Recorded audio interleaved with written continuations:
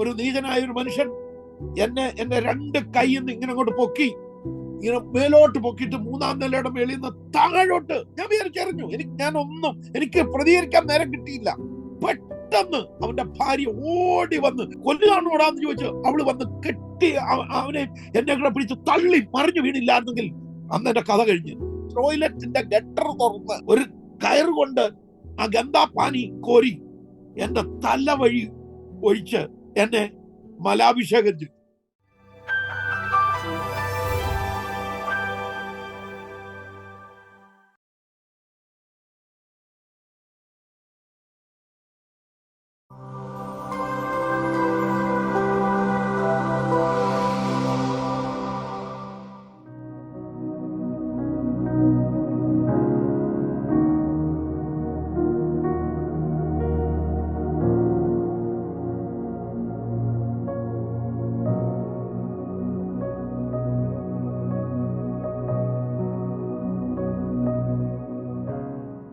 Price the Lord.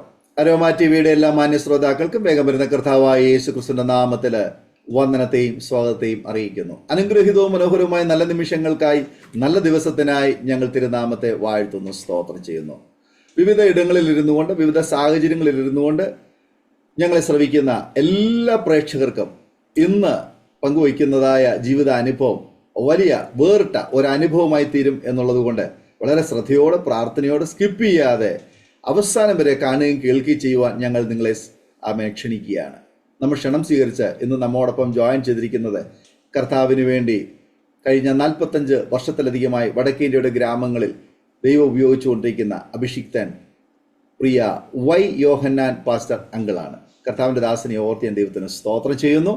താൻ രാജസ്ഥാനിൽ പാർത്തുകൊണ്ട് 6 സംസ്ഥാനങ്ങളിലായി ബദേൽ മിനിസ്ട്രീസിന്റെ ഭാഗമായിട്ട് ശക്തമായി സുവിശേഷ പ്രവർത്തനങ്ങൾക്ക് നേതൃത്വം കൊടുത്തു വരുന്നു. വളരെ അനുഗ്രഹിക്കപ്പെട്ടതായ മിനിസ്ട്രി കഴിഞ്ഞ നാളുകളിൽ ആമേൻ ഈ പ്രിയപ്പെട്ടവരോട് ചെയ്യുവാൻ ദൈവം ഉപയോഗിച്ച ഒരു കുടുംബമാണ്. മക്കൾ, മരുമക്കൾ, ചെറുമക്കൾ എല്ലാവരും കർത്താവിന് വേലയ്ക്ക് വേണ്ടിയിട്ട് അവരെ ചുമൽ കൊടുത്തുകൊണ്ടിരിക്കുന്നു.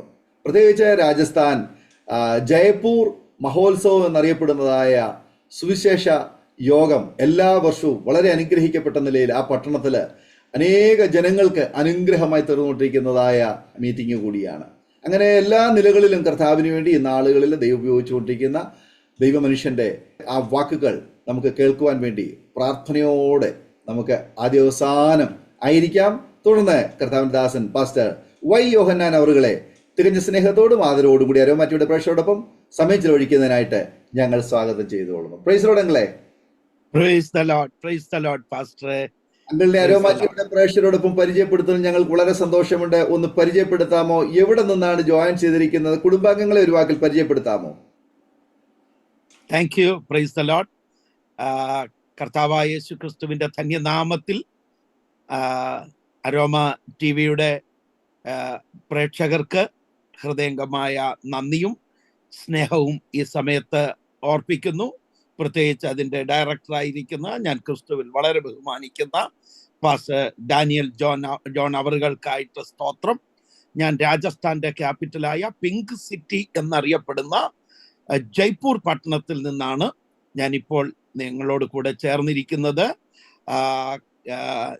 എനിക്ക് എൻ്റെ വൈഫ് സുജ, പ്രിയ എന്ന് വീട്ടിൽ വിളിക്കും.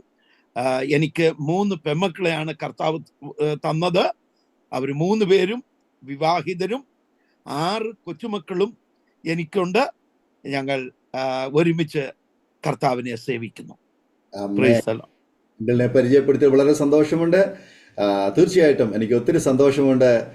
കഴിഞ്ഞ ഏറെ നാളുകളായി ഒരുമിച്ച് വിവിധ ആത്മീയ കൂട്ടായ്മകളിൽ പങ്കെടുക്കുവാൻ, പ്രാർത്ഥിക്കുവാൻ, നമ്മെ അറിയാത്ത ജനതയ്ക്ക് വേണ്ടി, ദേശത്തിന് വേണ്ടി ഇടയിൽ നിൽക്കുവാൻ കഴിഞ്ഞേറെ നാളുകളായി പ്രിയ അങ്കിളുമായിട്ട് കർത്താവ് അവസരങ്ങളെ തന്നുകൊണ്ടിരിക്കുന്നു.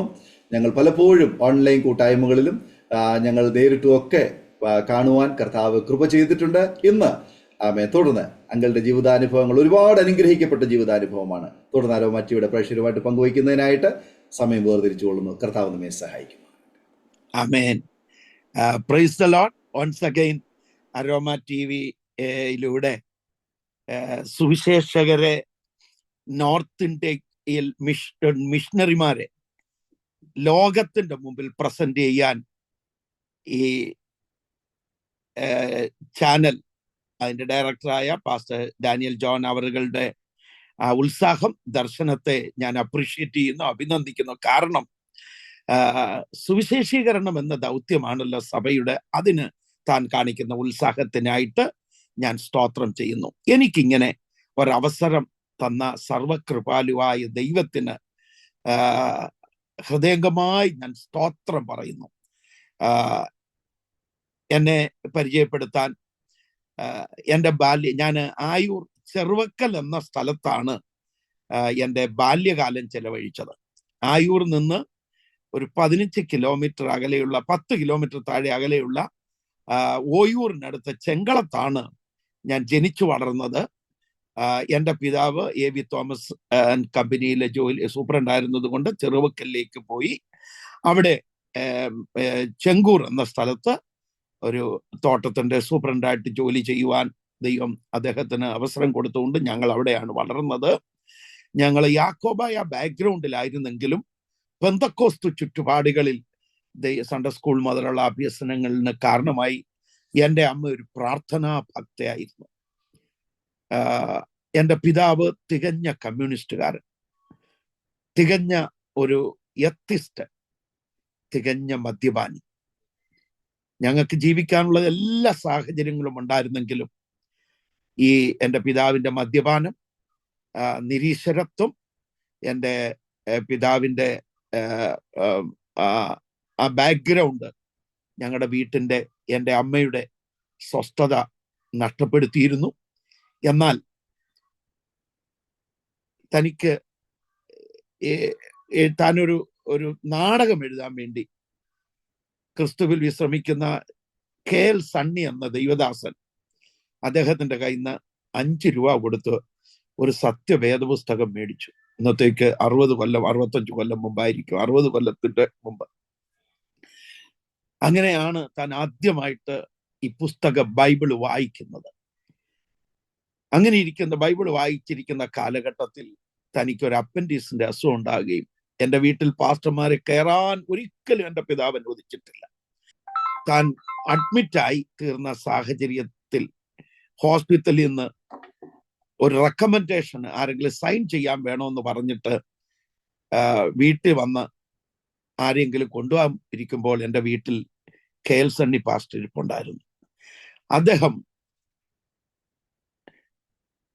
എൻ്റെ പിതാവിന് വേണ്ടി ഒന്ന് പ്രാർത്ഥിച്ചോട്ടെ എന്ന് ചോദിച്ചു. ഭയന്നാണ് ചോദിച്ചത്, കാരണം അറിയാം എൻ്റെ പിതാവിനെ. ഉടനെ പറഞ്ഞു, എന്നാ പ്രാർത്ഥിക്കുകയാണെങ്കിൽ എൻ്റെ രോഗം അങ്ങ് സുഖമാക്ക്, അങ്ങനാണെങ്കിൽ ഇനി മുതൽ ഞാനും പ്രാർത്ഥിക്കാമെന്ന് എൻ്റെ പിതാവിൻ്റെ വായിന്ന് ഒരു പാഴ്വാക്ക് പോലെ വീണു. ഭയന്നുകൊണ്ട് തന്നെ സണ്ണി പാസ്റ്റർ എൻ്റെ പിതാവിന് വേണ്ടി പ്രാർത്ഥിച്ചു. അത്ഭുതം എന്ന് പറയട്ടെ, ആ രോഗം പിന്നീട് ഒരിക്കലും എൻ്റെ പിതാവിന് ഉണ്ടായില്ല എന്ന് മാത്രമല്ല, ആ സിംഹത്തെ പോലെയുള്ള ഒരു മനുഷ്യൻ ഒരു എലിയെ പോലെ ആ ദൈവപുരുഷന്റെ മുമ്പിൽ വണങ്ങി കർത്താവിനെ രക്ഷിതാവായി സ്വീകരിച്ചു. തുടർന്ന് KL സണ്ണി പാസ്റ്റർ മാറി. ഷാരോന്റെ മണക്കാല തങ്കച്ചാൻ എന്നറിയപ്പെടുന്ന അദ്ദേഹം ഞങ്ങളുടെ പാസ്റ്ററായിട്ട് വന്നു. അവിടെ വെച്ചാണ് എൻ്റെ പിതാവ് രക്ഷിക്കപ്പെടുവാനും ഒരു മദ്യപാനി, ഒരു നിരീശ്വരവാദി, ഒരു എത്തിസ്റ്റ്, ശക്തനും ഭക്തനും നീതിമാനുമായ ഒരു ദൈവവചനായി മാറി. അങ്ങനെ എൻ്റെ വീട്ടിൽ സ്തോത്രം നരകം മാറി സ്വർഗം വന്നു. 8ാമത്തെ വയസ്സിൽ എനിക്കും കർത്താവായ യേശു ക്രിസ്തുവിനെ രക്ഷിതാവായി സ്വീകരിപ്പാനുള്ള ഭാഗ്യമുണ്ടായി. ഇന്നെന്ന പോലെ എനിക്ക് ഓർമ്മയുണ്ട്. കാനം അച്ഛൻ എന്ന ദൈവദാസൻ കർത്താവായ യേശു ക്രിസ്തുവിന്റെ ക്രൂശിനെ നന്നായി വർണ്ണിച്ചു. മാനവജാതിയുടെ പാപത്തിന് വേണ്ടി മരിച്ച യേശു, തെങ്ങേലി അച്ഛൻ, എരുമേലി അച്ഛൻ, കാനമച്ഛൻ, അങ്ങനെ 8 അച്ഛന്മാർ രക്ഷിക്കപ്പെട്ടിറങ്ങിയ ആ കാലഘട്ടത്തിന്റെ കാര്യമാണ് ഞാൻ ഈ പറയുന്നത്. 65, 66 സ്തോത്രം, 66 67 എനിക്ക് 8 വയസ്സുള്ളപ്പോൾ കൃത്യമായി ആ അച്ഛന്റെ പ്രസംഗം ഞാനൊരു ഓലക്കീറിലിരുന്നുകൊണ്ട് കേട്ടു. ഞാനൊരു പാപിയാണെന്ന് എനിക്ക് മനസ്സിലായി. എൻ്റെ പാപത്തിന്റെ പരിഹാരത്തിന് യേശു അല്ലാതെ വേറെ ആരുമില്ല. ഞാനൊരു ഒരു കൊച്ചു കുഞ്ഞാണെങ്കിലും അനുതാപത്തോടെ പൊട്ടിക്കരഞ്ഞു. നിങ്ങൾ വിചാരിക്കും ഇത്ര കരയാനുള്ള എന്തോ പാപമാണ്. ഇല്ല, പെന്തക്കോസ്ത് സത്യം മനസ്സിലായി കഴിഞ്ഞപ്പം ഞങ്ങളുടെ അവിടുത്തെ ഒരു കുരിശുമൂട്ടിൽ മെഴുകുതിരിയൊക്കെ വെച്ചേക്കും. പെന്തക്കോസ്തുകാരുടെ യോഗത്തിന് പോയി വരുമ്പോ കുസൃതിക്കുട്ടനാ ഓടിച്ചെന്ന് ആ മെഴുകുതിരി ഊതി അണച്ചേച്ച് അതങ്ങ് വീട്ടിലെടുത്തോണ്ട് പോകും. ഒരു പിക്ചർ ഹാളിൽ അടുത്തൂടെ സ്കൂളിൽ പോകേണ്ടത്. അവിടെ ചെന്നില്ല, കട്ട് ചെയ്ത പീസായ ചെറിയ ഫിലിം, ഇന്നത്തെ ഡിജിറ്റൽ അല്ലല്ലോ, ആ പിക്ചറിന്റെ ആ പീസുകൾ ഫിലിം എടുത്തിട്ട് വൈനക്കുലർ പോലെ ഒരെണ്ണം മേടിച്ചിട്ട് അത് വെച്ച് ഈ അമിതാഭ് ബച്ചനെയും അവരെയൊക്കെ കാണും. ഈ ദൈവവചനം കേട്ടപ്പോ കൊച്ചു കള്ളങ്ങൾ മെഴുകുതിരി മോട്ടിച്ചത്, ആ പിക്ചർ ഫിലിമിന്റെ പീസ് വൈനക്കുലർ വെച്ച് കണ്ടത് ഒക്കെ എനിക്ക് ഭയങ്കര കുറ്റബോധം തോന്നി. ഞാൻ വാവിട്ട് നിലവിളിച്ച് കർത്താവിനെ രക്ഷിതാവായി സ്വീകരിച്ചു. കാരണം അച്ഛൻ ഒടുവിൽ പാടിയ അന്ന് ആ മെസ്സേജിന്റെ ഒടുവിൽ പാടിയ പാട്ട്, പാപി നീ എന്തിനു ദുഃഖിപ്പൂ, കുളിക്കാ തൻ രക്തധാരയിൽ പാപത്തിൻ കറകൾ പോയി നീ ശുദ്ധമായി തീരുമിക്ഷണം. ഇന്നും എനിക്ക് ഓർമ്മയുണ്ട്, ഇന്നെന്ന പോലെ എനിക്ക് ഓർമ്മയുണ്ട്. അങ്ങനെ ഞാൻ യേശുവിനെ എൻ്റെ 8ാമത്തെ വയസ്സിൽ രക്ഷിതാവായി സ്വീകരിച്ചു. പിന്നീടുള്ള എൻ്റെ ജീവിതം വലിയ മാറ്റമായി. ഒരു 11 വയസ്സൊക്കെ ആയപ്പോഴത്തേക്ക് എൻ്റെ പാസ്റ്റർമാരുടെ കൂടെ ഡ്രം ചുമക്കാനും പാ ചുമക്കാനും പെട്രോൾ മാക്സി ഉമ്മാനും ഒക്കെയുള്ള ഭാഗ്യം എനിക്കുണ്ടായി. ഞാൻ പറയട്ടെ, ഒരുവിധം എൻ്റെ പിതാവ് എസ്റ്റേറ്റ് സൂപ്രണ്ടന്റ് ആയിരുന്നത് കൊണ്ട് ഞങ്ങളുടെ നാട്ടിലുള്ള ഒത്തിരി പേർക്ക് ജോലികൾ മേടിച്ചു കൊടുത്തിട്ടുണ്ട്. എല്ലാ വീടുകളെക്കാളും സുഭിക്ഷമായി ജീവിക്കാനുള്ള സാഹചര്യം എനിക്കുണ്ട്. ഞങ്ങളുടെ വീട്ടിലാ പിന്നീട് മണക്കാല ഫെയ്ത്ത് തിയോളജിക്കൽ സെമിനാരിയിലെ വിദ്യാർത്ഥികളും ഫൈനൽ ഇയർ സ്റ്റുഡൻസും അധ്യാപകരും ഒക്കെ വന്ന് ആരാധന ചെറുവക്കൽ ഷാരോന്റെ ചർച്ച് തുടങ്ങിയത്. അപ്പം 2 ദിവസം 3 ദിവസം പാസ്റ്റർമാർ അവിടെ താമസിക്കുമ്പോൾ ഞാൻ അവരുടെ കൂടെ പോകാൻ തുടങ്ങി. 13ാമത്തെ വയസ്സിലാണ് ഞാൻ അഭിഷേകം പ്രാപിക്കുന്നത്. അതൊന്ന് മെൻഷൻ ചെയ്യാൻ എനിക്ക് സന്തോഷമുണ്ട്. മാങ്ങാനം ഉപദേശി വന്ന് സഭയെ കാത്തിരിപ്പ് നടത്തി ഒത്തിരി പേര് അഭിഷേകം പ്രാപിച്ചു. ശനിയാഴ്ച വൈകിട്ട് എനിക്ക് മാത്രം കിട്ടിയില്ല. അന്ന് 13 വയസ്സുള്ള കൊച്ചെടുക്കാൻ അസ്ഥി കഷ്ണമാണ് കൊച്ച്. എനിക്ക് കിട്ടാഞ്ഞതിന്റെ കാരണം ഞാൻ ചിന്തിച്ചു നോക്കിയപ്പം ഞങ്ങൾ ഇങ്ങനെ ലൈനിൽ ഇരിക്കുന്ന ഏറ്റവും കൊച്ചിറങ്ങി എൻ്റെ അടുത്ത് വന്നേച്ച് എൻ്റെ തലയെ കൈവെക്കാതെ മങ്ങാനം ഉപദേശി അങ്ങ് പോയി. അതുകൊണ്ടാണ് എനിക്ക് കിട്ടിയില്ലെന്നുള്ളത്. എനിക്ക് മങ്ങാനം ജ്യോതിഷിയോടും പ്രയാസം, കർത്താവിനോട് സങ്കടം. ഞാൻ കരഞ്ഞുകൊണ്ട് എൻ്റെ അമ്മച്ചിയോട് പറഞ്ഞു, എനിക്കിന്ന് അത്താഴം വേണ്ട, എനിക്ക് പരിശുദ്ധാത്മാവ് കിട്ടിയല്ലാതെ ഞാൻ ഇനി ഭക്ഷണം കഴിക്കത്തില്ല. അമ്മച്ചി പറഞ്ഞു, മോനെ ഇന്ന് അവസാന ദിവസം, ഇനി മാങ്ങാനും ജ്യോതിഷി മാങ്ങാനും അപ്പച്ചൻ അടുത്ത പ്രാവശ്യം വരുമ്പോൾ നിനക്ക് കർത്താവ് ആത്മാവിനെ തരും. ഞാൻ പറഞ്ഞു, എനിക്ക് ഇപ്പൊ വേണം. അന്ന് രാത്രി ഉറങ്ങിയില്ല, ഭക്ഷണം കഴിച്ചില്ല, കരഞ്ഞ് രാത്രി വെളുപ്പിച്ചു. ഞായറാഴ്ച സഭായോഗത്തിന്റെ മധ്യേ ഒരു 11 മണി കഴിഞ്ഞപ്പോൾ എൻ്റെ 13ാമത്തെ വയസ്സിൽ, ഇന്നത്തേക്ക് 53 വർഷം മുമ്പ്, ശക്തമായ പരിശുദ്ധാത്മാവിന്റെ നിറവ് എൻ്റെ മേൽ വന്ന് ഞാൻ അന്യഭാഷകളിൽ നൃത്തം ചെയ്ത് സ്പ്രിങ് പോലെ തുള്ളിച്ചാടി സ്തുതിക്കാൻ തുടങ്ങി. സ്തോത്രം. അന്നത്തെ സഭായോഗം തീർന്നത് ഒരു 2:30 ആയി കാണും. അത് കഴിഞ്ഞ് വീട്ടിലേക്ക് പോകുമ്പോൾ എൻ്റെ അമ്മച്ചി എൻ്റെ കയ്യിൽ നിന്ന് ബൈബിള് വയലിൽ വീഴാതെ ചേറിനകത്ത് പോകാതെ പിടിച്ചതൊക്കെ എനിക്ക് ഓർമ്മയുണ്ട്. വീട്ടിൽ ചെന്നു. ഇന്നലെ മുതൽ ആഹാരം കഴിച്ചിട്ടില്ല. പെട്ടെന്ന് അമ്മച്ചി ആഹാരം എടുത്തു വെച്ചു. കഴിക്കാൻ നിന്നപ്പോ എനിക്ക് കഴിക്കാൻ പോയി. എൻ്റെ അധരങ്ങൾ വിതുമ്പുന്നു, എൻ്റെ കണ്ണുകൾ ഉപ്പന്റെ കണ്ണു പോലെ ആയിരിക്കുന്നു, എൻ്റെ ചെവിയൊക്കെ റെഡിഷായി, എൻ്റെ കൈകൾ വിറയ്ക്കുന്നു. ഞാൻ പറയാം, അന്ന് രാത്രി അത്താഴം കഴിച്ചില്ല, അന്ന് രാത്രി ഉറങ്ങിയില്ല, അന്യഭാഷ മാത്രം. തിങ്കളാഴ്ച സ്കൂളിൽ പോയില്ല, ചൊവ്വാഴ്ച സ്കൂളിൽ പോയില്ല, ബുധനാഴ്ച സ്കൂളിൽ പോയില്ല. അന്യഭാഷ തറയെ കിടന്ന് ഉരുളും, അന്യഭാഷയിൽ ഭ്രാന്തനെ പോലെ ഓടി നടക്കും, തൊണ്ടയെല്ലാം ഇടറി, അന്യഭാഷ മാത്രം, മലയാളം പറയുന്നില്ല, ഭക്ഷണം കഴിക്കുന്നില്ല. ഞങ്ങളുടെ നാട്ടുകാർ മുഴുവൻ പറഞ്ഞു കാക്കോട്ട രാജുമോന് ഭ്രാന്ത് പിടിച്ചെന്ന്. എൻ്റെ അമ്മയ്ക്കും എൻ്റെ താന്നുവിളയിലെ ജോർജ് കുട്ടി എന്ന് പറഞ്ഞ ഷാരൂണിലെ പാസ്റ്റർക്ക് മാത്രം അറിയാം രാജുമോന്റെ മേൽ ഭ്രാന്തല്ല, വാഗ്ദത്തത്തിന്റെ പരിശുദ്ധാത്മാവാണ് ഇറങ്ങി വന്നതെന്ന്. വ്യാഴാഴ്ച രാവിലെ സ്കൂളിൽ പോകാൻ തുടങ്ങുമ്പോൾ സ്തോത്രം, ഞാന് CV ചെറിയ എഴുന്നല്ലൂർ ഹൈസ്കൂളിലാണ് പഠിക്കുന്നത്. ഞാൻ ഒറ്റ പെന്തക്കോസ്തുകാരനാ. ബാക്കിയെല്ലാം മുസ്ലിങ്ങളും ഹിന്ദുക്കളും കത്തോലിക്കരും മാത്രമുള്ള. പോവാൻ നേരത്തെ എന്റെ അമ്മച്ചി അന്ന് രാവിലെ എന്റെ അമ്മ പ്രാർത്ഥിക്കുന്നു കേട്ടു, കർത്താവേ, ഇന്നെങ്കിലും എന്റെ കുഞ്ഞിന് ഇച്ചിരി ശക്തി കുറച്ചു കൊടുക്കണേ, അവനെ സ്കൂളിൽ വിടണം. ഞാനും മനസ്സിൽ അങ്ങനെ തന്നെ പ്രാർത്ഥിച്ചു. കുളിച്ചൊരുങ്ങി പുസ്തകക്കെട്ടും എടുത്ത് ടിഫനും എടുത്ത് പോകാൻ ഇറങ്ങിയപ്പോ എന്റെ അമ്മച്ചി എന്നോട് പറഞ്ഞു, രാജുമോനെ, അന്യഭാഷ പറയല്ലേ സ്കൂളിൽ. ഞാൻ അതിന്റെ മറുപടി പറഞ്ഞാൽ എന്റെ സ്കൂളിൽ പോകും. കാരണം ഇങ്ങനെ വിതുമ്പി നിൽക്കുക. അമ്മച്ചി എന്ന് മാത്രം പറഞ്ഞേച്ച് ഞാൻ സ്കൂളിൽ പോകുമ്പോൾ ഒറ്റ പ്രാർത്ഥനയാ, കർത്താവേ, ഒരു സാറും എന്നോടൊരു ചോദ്യം ചോദിക്കരുത്. ചോദിച്ചാൽ എന്റെ വാ പൊട്ടും, ഞാൻ അന്യഭാഷ പറയും. 11 മണി വരെ പിടിച്ചിരുന്നു. 11 മുതൽ 11:15 വരെയുള്ള ഇന്റർവെല്ലിന് സ്കൂളിന്റെ പുറത്തുള്ള ഒരു കുറ്റിക്കാട്ടിൽ പോയിരുന്ന് ഇഷ്ടംപോലെ അന്യഭാഷ പറഞ്ഞു. കറക്റ്റ് 15 മിനിറ്റ് ആയപ്പോൾ ബെല്ലടിച്ചു. സുബോധത്തിന്റെ ആത്മാവ് എന്നെ ക്ലാസ്സിലേക്ക് പോകാൻ ഗൈഡ് ചെയ്തു. ഞാൻ ക്ലാസ്സിൽ വന്നു. 1 മണി വരെ വല്ല വിധത്തിൽ പിടിച്ചിരുന്നു. 1 മണിക്ക് ലഞ്ചിന് ബെല്ലടിച്ചപ്പോൾ ടിഫൻ എടുക്കാൻ മറന്നിട്ട് ഞാൻ ആ കാട്ടിലേക്ക് പോയി. 1 മണി മുതൽ 2 മണി വരെ, സ്തോത്രം, ഞാൻ ആ കാട്ടിൽ കുത്തിയിരുന്ന അന്യഭാഷയിൽ ദൈവത്തെ ആരാധിച്ച് വിശ്വസിക്കുന്നവന്റെ ഉള്ളിൽ നിന്ന് വ്യാപരിക്കുന്ന ആ നദികൾ പുറപ്പെടുമെന്ന്, ആ കെട്ടിക്കിടന്ന നദി എല്ലാം കൂടെ ഒന്ന് ഒഴുകിക്കഴിഞ്ഞപ്പോ എന്തൊരു റിലാക്സ്. സ്തോത്രം, ഞാൻ ആ നദി ഒന്ന് ഒഴുകാൻ അനുവദിച്ചു. 2 മണിയുടെ ബെല്ലടിച്ചപ്പോൾ ഞാൻ കണ്ണു തുറന്നു. എന്റെ ക്ലാസ് മുഴുവൻ എന്റെ ചുറ്റിലുണ്ടെന്ന് അപ്പോഴാണ് ഞാൻ അറിയുന്നേ. എനിക്കൊരു ഇളിഫ്യത തോന്നി. കാരണം ഇവരിങ്ങനെ കണ്ടിട്ടില്ലേ ഞാൻ എന്തൊക്കെയാ വികൃതി കാണിച്ചത്, എത്ര ഉറക്ക കൈയടിച്ചു. ഇതൊന്നും എനിക്കൊരു കുറ്റം, ഒരു വല്ലാതെ എന്റെ മുട്ടെല്ലാം പൊട്ടി. കുറ്റിക്കാട്ടിനകത്തല്ലേ, അര നിക്കറല്ലേ ഇട്ടിരിക്കുന്നത്, കാലിലും കൈ അടിച്ചു പൊട്ടി, തൊണ്ട അന്യഭാഷ പറഞ്ഞ് കീറി. ഒരു ബഹുമാന സൂചകമായി ഒരു വലിയ മതപുരുഷനെ എഴുന്നേറ്റ് കൊണ്ടുപോകുന്ന പോലെ എന്റെ ക്ലാസ് എന്നെ അകമ്പടിയോടെ എന്റെ ക്ലാസ്സിലേക്ക് കൊണ്ടുപോയി.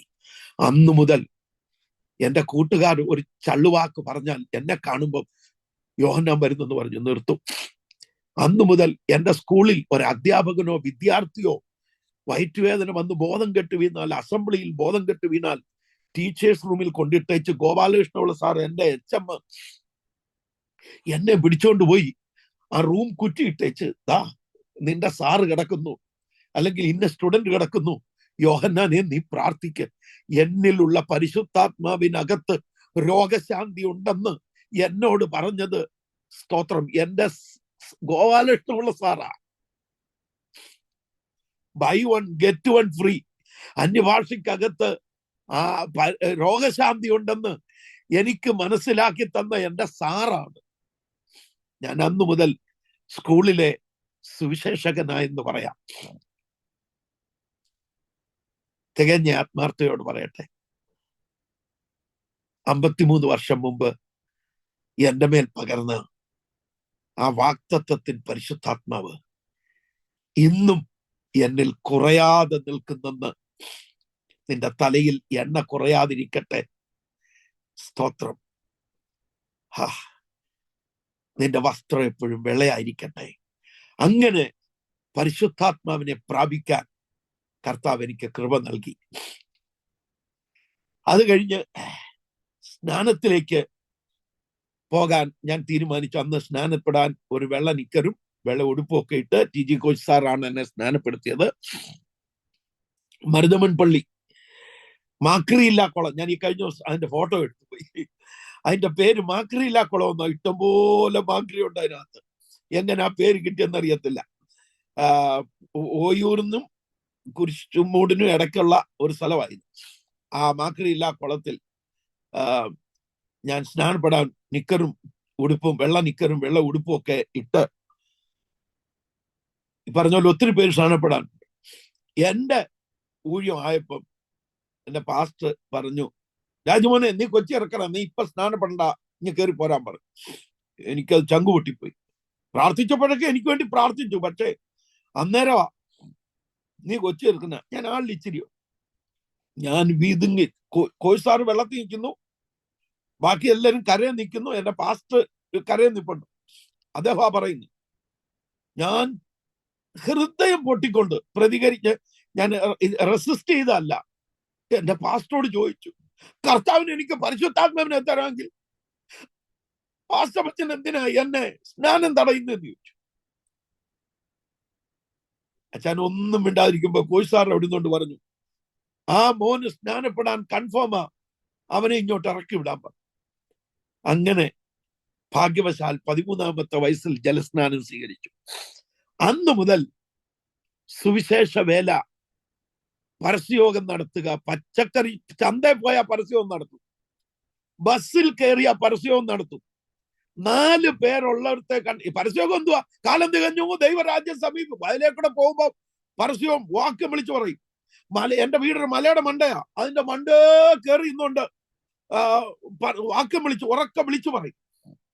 അങ്ങനെ കാരണം താന്നുവിളയിൽ ജോറൂട്ടിച്ചാന്, ചെങ്കളം ഷാരോൺ സഭയുടെ ശുശ്രൂഷകന്, വൈക്കൽ ജോർച്ചാന്, ഇങ്ങനെയുള്ള ദൈവപുരുഷന്മാരാണ് എൻ്റെ ആദ്യകാല, അവരിൽ നിന്ന് അവരുടെ പരസ്യയോഗം, ഓടനാവട്ടം ഷമീലൂട്ടിച്ചാൻ, ഈ ദൈവപുരുഷന്മാരെയൊക്കെ അന്ന് ഞാൻ ഓർക്കുന്നു. അത് കഴിഞ്ഞ് ഞങ്ങൾ ചെങ്കൂരിലേക്ക് വന്നപ്പം pastor A V Thomas, pastor John Ninan, അതിനു മുമ്പ് കൊട്ടറക്കാരനായ ബാവുച്ചാൻ, 2 ബാവുച്ചാന്മാരുണ്ട്.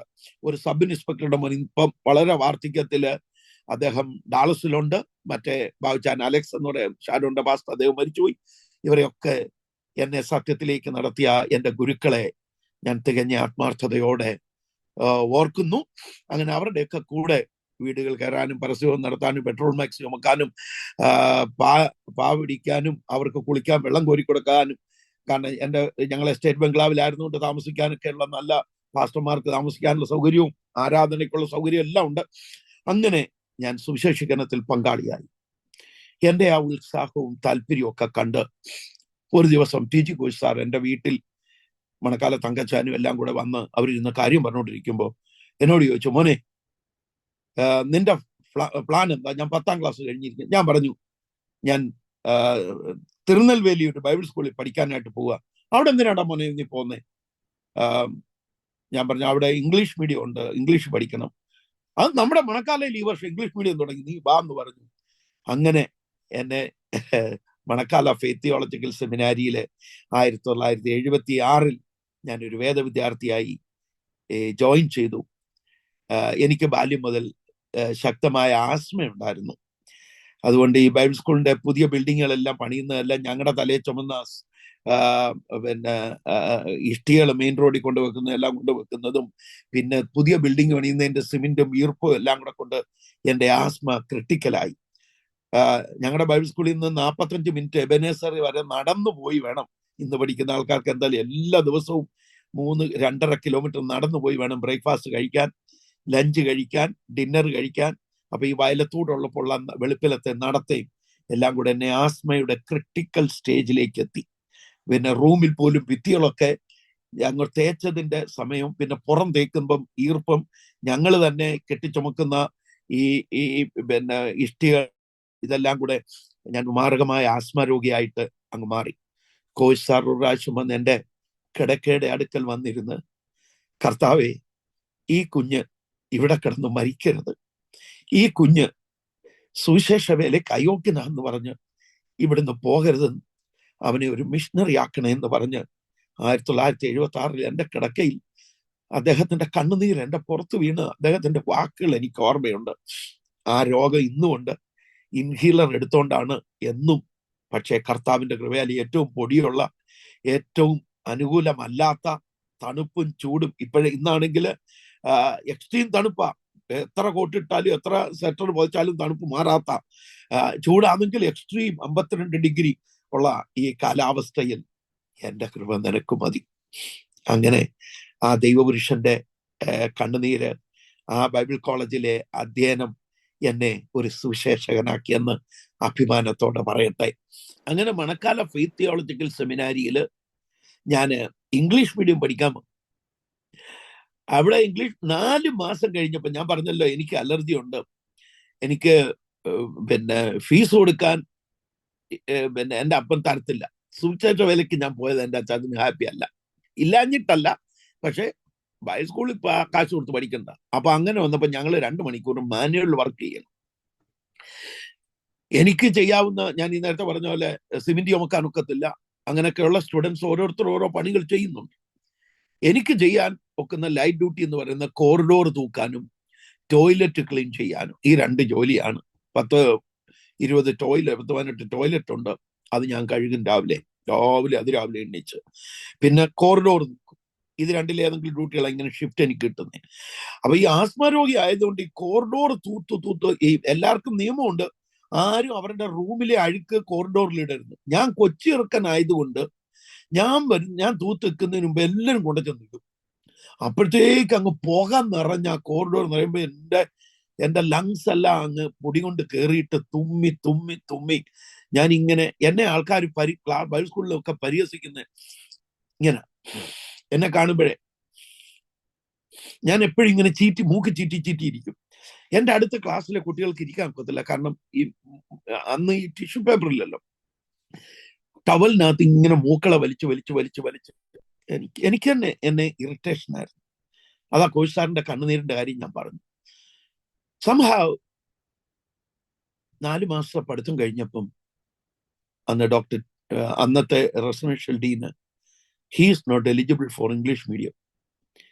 കാരണം എനിക്ക് അവരുടെ റിക്വയർഡ് മാർക്ക് സ്കോർ ചെയ്യാനും നോക്കുന്നില്ല. കാരണം 11-11:30 വരെ ഞാൻ ഈ രാവിലെ 8 മണിക്ക് മുമ്പ് തൂക്കുന്നതിന്റെ അലർജി ആയിരിക്കും. ഞാൻ കാല് പിടിച്ച് അപേക്ഷിച്ചെങ്കിലും എനിക്ക് ഇംഗ്ലീഷ് മീഡിയത്തിൽ കണ്ടിന്യൂ അവർ അനുവാദം തന്നില്ല. നീ ഒരിക്കലും നീ ശരിയാവത്തില്ല എന്ന് പറഞ്ഞു. നിനക്ക് ഇംഗ്ലീഷ് പഠിക്കാൻ പറ്റത്തില്ല, മലയാളത്തിൽ പഠിച്ചാൽ മതി. ഇംഗ്ലീഷ് മീഡിയത്തിൽ നിന്ന് മലയാളത്തിലോട്ട് പോകാനുള്ള ആ സങ്കടം കൊണ്ട് ഞാൻ ആരും അറിയാതെ ബൈബിൾ സ്കൂളിൽ നിന്ന് ബാഗ് എടുത്തുകൊണ്ട് ഒളിച്ചോടി വീട്ടിൽ പോകാൻ പോയതാ. പക്ഷെ അടൂർ അടുക്കാറായപ്പോ എനിക്ക് ഓർമ്മ വന്നു, എന്റെ ഫാദർ സെന്റ് ഓഫ് മീറ്റിംഗ് പറഞ്ഞായിരുന്നു, സുവിശേഷ വേലയ്ക്ക് ഇട്ട് നീ തിരിച്ചു വന്നാൽ, കാരണം അച്ചാച്ചൻ ഇഷ്ടപ്പെട്ടിട്ടല്ല ഞാൻ കർത്താവിന്റെ വേലയ്ക്ക് പോയത്, തിരിച്ചു വന്നാൽ എസ്റ്റേറ്റ് ബംഗ്ലാവിന്റെ ഗേറ്റ് ഇങ്ങനെ ചൂണ്ടിക്കൊണ്ട് പറഞ്ഞ ആ ഗേറ്റിന്റെ അകത്ത് കയറിയാൽ നിനക്ക് തല്ലി പിടിക്കും. 250 പേരുടെ മുമ്പിൽ ഇമോഷണലി എന്റെ പിതാവ് പറഞ്ഞതാ. എനിക്ക് അടൂർ ബസ് സ്റ്റാൻഡിൽ നിൽക്കുമ്പോ എനിക്ക് ഓർമ്മ വന്നു, അയ്യോ അച്ചാച്ചൻ കാല് തല്ലി പിടിക്കും. എന്റെ അപ്പം പറഞ്ഞ ചെയ്യുന്നവനോ എനിക്കറിയാം. എന്തോ ചെയ്യണമെന്ന് മനസ്സ് വിചാരിച്ചു. ഞാന് ഇങ്ങനെ ചിന്തിക്കും. വെളുപ്പിലെ എല്ലാരും മോർണിംഗ് പ്രയറിന് പോയപ്പോ ഞാൻ ബാഗ് എടുത്തോണ്ട് ഒളിച്ചോടി സ്കൂൾ കാലിയാക്കി. ഒരു ഇമോഷണൽ. അങ്ങനെ ആ അടൂര് നിൽക്കുമ്പോ കോഴിക്കോടെന്ന് എഴുതിയ ഒരു ബസ് വന്നു. പൈസ എത്ര ഉണ്ടെന്ന് നോക്കിയില്ല, ഞാൻ ചാടി അതിനകത്ത് കയറി. സൂപ്പർ ഫാസ്റ്റ് നോൺ സ്റ്റോപ്പ് ബസ്സാ. ഞാന് പോക്കറ്റിൽ നിന്ന് തപ്പിയൊക്കെ 14 രൂപ 50 പൈസ ഉണ്ടായി. അന്ന് കോഴിക്കോടിന് 14 രൂപയാ. എനിക്കിതൊന്നും അറിയത്തില്ല. 50 പൈസ പോക്കറ്റ് ഇട്ടുകൊണ്ട് കോഴിക്കോട് ചെന്നിറങ്ങി. കോഴിക്കോട് മുതൽ ഇങ്ങനെ നടക്കുക. എവിടെ പോകണം എങ്ങോട്ട് പോകണം എന്നൊന്നും എനിക്കറിയത്തില്ല. എത്ര ദൂരം നടക്കും, പരസ്യവും നടത്തും. ആരെങ്കിലും ചാപ്പാട് മേടിച്ചു തരും, അല്ലെങ്കിൽ നാരങ്ങാവെള്ളം മേടിച്ചു. രാത്രി കടത്തിടണം. 1.25 മാസത്തോളം ഞാൻ അങ്ങനെ വീട് വിട്ട് അങ്ങനെ പോയി ചെന്നപ്പോഴാണ് കാക്കുവയിലും കണ്ട് എന്റെ ഒരു മാവ്, എനിക്കതൊന്നും അറിയത്തില്ല. കത്തോലിക്കരുണ്ട്, അവരുടെ വീട്ടിൽ പോയി 1-2 ദിവസം. കാരണം അവിടുത്തെ കത്തോലിക്ക ആരാധനകളൊന്നും എനിക്ക് ഇഷ്ടപ്പെടില്ല. കഥ ചുരുക്കി പറഞ്ഞാൽ, ഇന്ന് ഗോവയിലുള്ള ഒരു സൈലസ് എന്ന് പറഞ്ഞ അദ്ദേഹത്തിന്റെ പപ്പ എന്നെ അവിടുത്തെ ഒരു IPC ചർച്ചിലെ, അദ്ദേഹത്തിന്റെ പേരൊക്കെ ഞാൻ മറന്നു, എനിക്ക് ഒത്തിരി മെമ്മറി പ്രോബ്ലം ഉണ്ട്.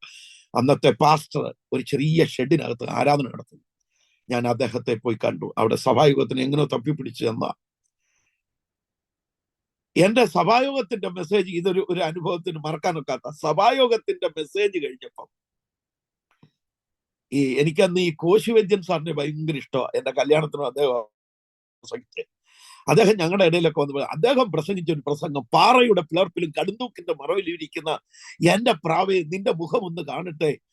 അദ്ദേഹം പ്രസംഗിച്ച ഒരു പ്രസംഗം ഞാൻ അതുപോലെ കോപ്പി അടിച്ചങ്ങ് 4 മാസം ആയുള്ളല്ലോ. പക്ഷെ ഇദ്ദേഹത്തിന് അറിയത്തില്ല ഞാൻ വഴിത്തേരെ കടന്നേച്ച് വരുന്ന ആളാന്നൊന്നും. എനിക്ക് പ്രസംഗിക്കാൻ തന്നു, ഞാൻ അങ്ങ് പ്രസംഗിച്ചു. ഈ അപ്പച്ചന്, ഞാൻ ക്ഷമിക്കണം, അദ്ദേഹത്തിന്റെ പേര് മറന്നു, ഞാൻ നീതിയല്ല. ഈ അപ്പച്ചൻ എന്നെ ഭയങ്കരമായിട്ട് ഇഷ്ടപ്പെട്ടേച്ച് സവായം കഴിഞ്ഞ് എന്നോട് പറഞ്ഞു, രാജുമോനെ അമ്മാമ്മയുടെ അടുത്തോട്ട്, അമ്മാമ്മയുടെ പേര് എനിക്ക് ഓർമ്മയുണ്ട്, ഈ കല്ലിശ്ശേരി ഭാഗത്തെങ്ങാണ്ടുള്ള, ക്ഷമിക്കണം, ദൈവദർശന കോഴിക്കോട്. അദ്ദേഹം പറഞ്ഞു, അമ്മാമ്മയുടെ അടുത്ത് പോയി നീ ഭക്ഷണം കഴിക്കുക. കമ്മിറ്റിക്കാര് കൊച്ചു സഭയാ, 10-15 പേര് 30 പേര് താഴെ, നിങ്ങൾ ഇന്ന ആൾക്കാർ ഇങ്ങോട്ട് വന്ന് പറഞ്ഞ് അപ്പുറത്ത് കൂടി ഇരുന്ന് 2 മിനിറ്റ് കഴിഞ്ഞേച്ച് ഞാൻ ഭക്ഷണം കഴിച്ചെടുത്ത് ഇവരെല്ലാം കൂടെ ഒന്നിച്ച് പറഞ്ഞു, രാജുമോനെ അടുത്ത മാസം പിന്നെ നീ എന്നും ഇവിടെ ഉണ്ട്. ഞാൻ പറഞ്ഞു, ഞാൻ അങ്ങ് പോകുന്നില്ല, എന്റെ ഒരു വീട് ഞാൻ വന്ന് രാപാർത്തിരിക്കുക. അടുത്ത മാസം 9, 10, 11 തീയതി നമ്മുടെ സഭയുടെ കൺവെൻഷനാണ്. ഞാൻ പറഞ്ഞു, ഞാൻ ഇവിടെ ഉണ്ടെക്കൂടാ. അല്ല, നീ ആ കൺവെൻഷൻ പ്രസംഗിക്കുന്നു. ഞാൻ പറഞ്ഞു, എന്റെ അച്ഛാ, അയ്യോ. എന്നെ പറഞ്ഞു, മോനെ, കെ ജോയ് പാസ്റ്റർക്ക് ഞാനാണ് ആദ്യം കൺവെൻഷന് പ്രസംഗിക്കാൻ ഞാൻ നോട്ടീസ് അടിച്ചത്. ഇന്നും എനിക്ക് ഓർമ്മയുണ്ട്. നീ ഒരു വലിയ ദൈവപുരുഷനായി പ്രയോജനപ്പെടണം, നിനക്കതിനുള്ള കൃപ ദൈവം തന്നിട്ടുണ്ട്. ചുരുക്കം പറഞ്ഞ, അങ്ങനെ എൻ്റെ ജീവിതത്തിൽ ആദ്യത്തിൽ 1976 കാക്കവയലിൽ സ്തോത്രം കൺവെൻഷൻ പ്രസംഗിച്ചു. ആ കൺവെൻഷന് ഞാൻ ഇപ്പൊ ഈ പറഞ്ഞ ഇന്ന് ഗോവയിലുള്ള എന്റെ സ്നേഹിതൻ അഡ്വക്കേറ്റ് സൈലസിന്റെ പപ്പ എബ്രഹാം അങ്കിള് എന്നെ അവിടെ ഒന്ന് കണ്ട് കൈ പിടിച്ചുകൊണ്ട് പോയി. എവിടാ കിടക്കുന്നത്? ഞാൻ പറഞ്ഞു, ഇങ്ങനെ കിടത്തുന്നകളൊക്കെ. നീ വാന്ന് പറഞ്ഞ് എന്നെ അദ്ദേഹത്തിന്റെ ഭയങ്കര 2 നില കെട്ടിടോ, ഭയങ്കര ബിസിനസ്സുകാരനായിരുന്നു. അദ്ദേഹത്തിന്റെ വീട്ടിൽ താമസിപ്പിച്ച് ഒരു ജീപ്പും ഒരു ഡ്രൈവറെയും ഈ സൈലസ് എന്ന് പറഞ്ഞ മോനെ എന്റെ കൂടെ തന്നു. ഞങ്ങൾ ഒരുപാട് പരസ്യങ്ങളൊക്കെ നടത്തി. ഞാൻ ഇങ്ങനെ മസ്റ്റായിട്ട് കഴിയാ. സംഭവം ഓർക്കണം, എന്റെ വീട്ടിൽ ഞാൻ ചത്തു, എന്റെ ബൈബിൾ സ്കൂളിൽ ഞാൻ ചത്തു. മരണാനന്തര അനുശോചന മീറ്റിംഗ് മണക്കാല ഫെയ്ത്ത് തിയോളജിക്കൽ സെമിനാരി നടത്തി. കാരണം എവിടാന്നറിയത്തില്ല, ഇന്നത്തെ പോലെ സെർച്ച് ചെയ്യാനുള്ള വഴിയൊന്നുമില്ലല്ലോ. ഞാൻ എവിടെ പോകുന്ന ആർക്കും അറിയത്തില്ല. എന്റെ വീട്ടിൽ എന്റെ ഫാദർ വന്ന് മണക്കാല കോച്ച് സാറിന്റെ മുമ്പിൽ വളരെ ആക്രോശിച്ച്, എന്റെ കുഞ്ഞിനെ എവിടാ നിങ്ങൾ കുടിച്ചിട്ടത് എനിക്ക് പറഞ്ഞതാന്ന് പറഞ്ഞു. അതുപോലെ ഞാൻ നിമിത്തം മറ്റുള്ളവർക്ക് ഭാരമുണ്ടായി. കോച്ച് സാർ എങ്ങനെയോ മണത്തറിഞ്ഞ് എന്നെ മണക്കാല, ഞാൻ ജീവിച്ചിരിപ്പുണ്ടെന്ന് അറിഞ്ഞു മണക്കാലയിൽ ഒനോസിമോസിനെ അന്ന് അവർ തിരിച്ചെടുത്തപ്പം ഞാൻ എടുത്തത് വലിയ സാധനം ഒനോസിമോസിനെ പോലെ എന്നെ തിരിച്ചെടുക്കുക എന്ന് പറഞ്ഞ് എന്നെ സ്വീകരിച്ച ഇന്നെന്റെ ഒനോസിമോസ് എന്റെ ഒരു പ്രസംഗ വിഷയമാണ്. അങ്ങനെ മണക്കാല വന്ന് മലയാളം മീഡിയത്തിൽ തന്നെ പഠിച്ച് സ്തോത്രം. അങ്ങനെ മണക്കാല പഠിച്ചുകൊണ്ടിരിക്കുമ്പോഴാണ് കല്ലുമല കുഞ്ഞുവൻ സാർ, അന്ന് കല്ലുമല കുഞ്ഞുവൻ സാറ് ഞങ്ങളുടെ ബൈബിൾ കോളേജിലെ അധ്യാപകനാണ്. PD ജോൺസൺ പാസ്റ്ററുടെ ബ്രദർ PD ഡാനിയല്, പിന്നെ VA തോമസ് സാറ്, പിന്നെ ഞങ്ങളുടെ സമയത്താണ് കല്ലുമല കുഞ്ഞുവൻ സാറ് കൺവെൻഷൻ നടത്തുമ്പോൾ മാവേലിക്കര ക്യാപ്റ്റൻ ഹേം സാമുവലിനെയാണ് വിളിച്ചത്. അദ്ദേഹം വടക്കേന്ത്യയിലെ 10,000 ഗ്രാമങ്ങൾ യേശുവിനെ കേട്ടിട്ട് മണക്കാലിൽ നിന്ന് പാട്ടുപാടാൻ പോകുന്ന ടീമിന്റെ കൂടെ ഞാനിവിടെ കൂടിയതാ. പക്ഷെ പാട്ടൊക്കെ പാടി കഴിഞ്ഞിട്ട് ഞാൻ കട്ടൻ കാപ്പി കുടിക്കല്, ആസ്മയുണ്ടല്ലോ, തൊണ്ട വേദന, ചുക്ക് കാപ്പി കുടിക്കാൻ പുറകെ നിൽക്കുമ്പം ക്യാപ്റ്റൻ, ബാക്കി അധികം പ്രസംഗമൊന്നും എനിക്ക് വലിയ ഓർമ്മയില്ല, വടക്കേന്ത്യയിലെ 10,000 ഗ്രാമങ്ങൾ യേശുവിനെ കേട്ടിട്ടില്ല, ആർ പോകുമെന്ന് ചോദിച്ചപ്പം അതെങ്ങനെ 10,000 ഗ്രാമങ്ങൾ യേശുവിനെ കേൾക്കാൻ കിടക്കുന്നത്? എനിക്ക് പോകണം. അവിടെ ഇന്ത്യക്കാരാന്നോ ഒന്നും ഞാൻ വിചാരിക്കുന്ന എല്ലാം മലയാളമോ. കേരളം വിട്ട് ഞാൻ ഇങ്ങും പോയിട്ടില്ല. സ്തോത്രം. എന്റെ ബ്രദറിലോ അന്ന് തിരുച്ചിറപ്പള്ളി വാട്ടർ മിഷനില് ജോലി ചെയ്തതുകൊണ്ട് തിരുച്ചിറപ്പള്ളി ഒന്ന് പോയുള്ള അനുഭവം ഉണ്ട്. അല്ലാതെ എനിക്ക് ഒരു പരിചയമില്ല. കൊല്ലം കണ്ടവൻ ഇല്ലം വേണ്ട എന്ന് പറഞ്ഞ പോലെ സ്തോത്രം കൊല്ലക്കാരനാ ഞാൻ. അതിനപ്പുറം പോയിട്ടില്ല.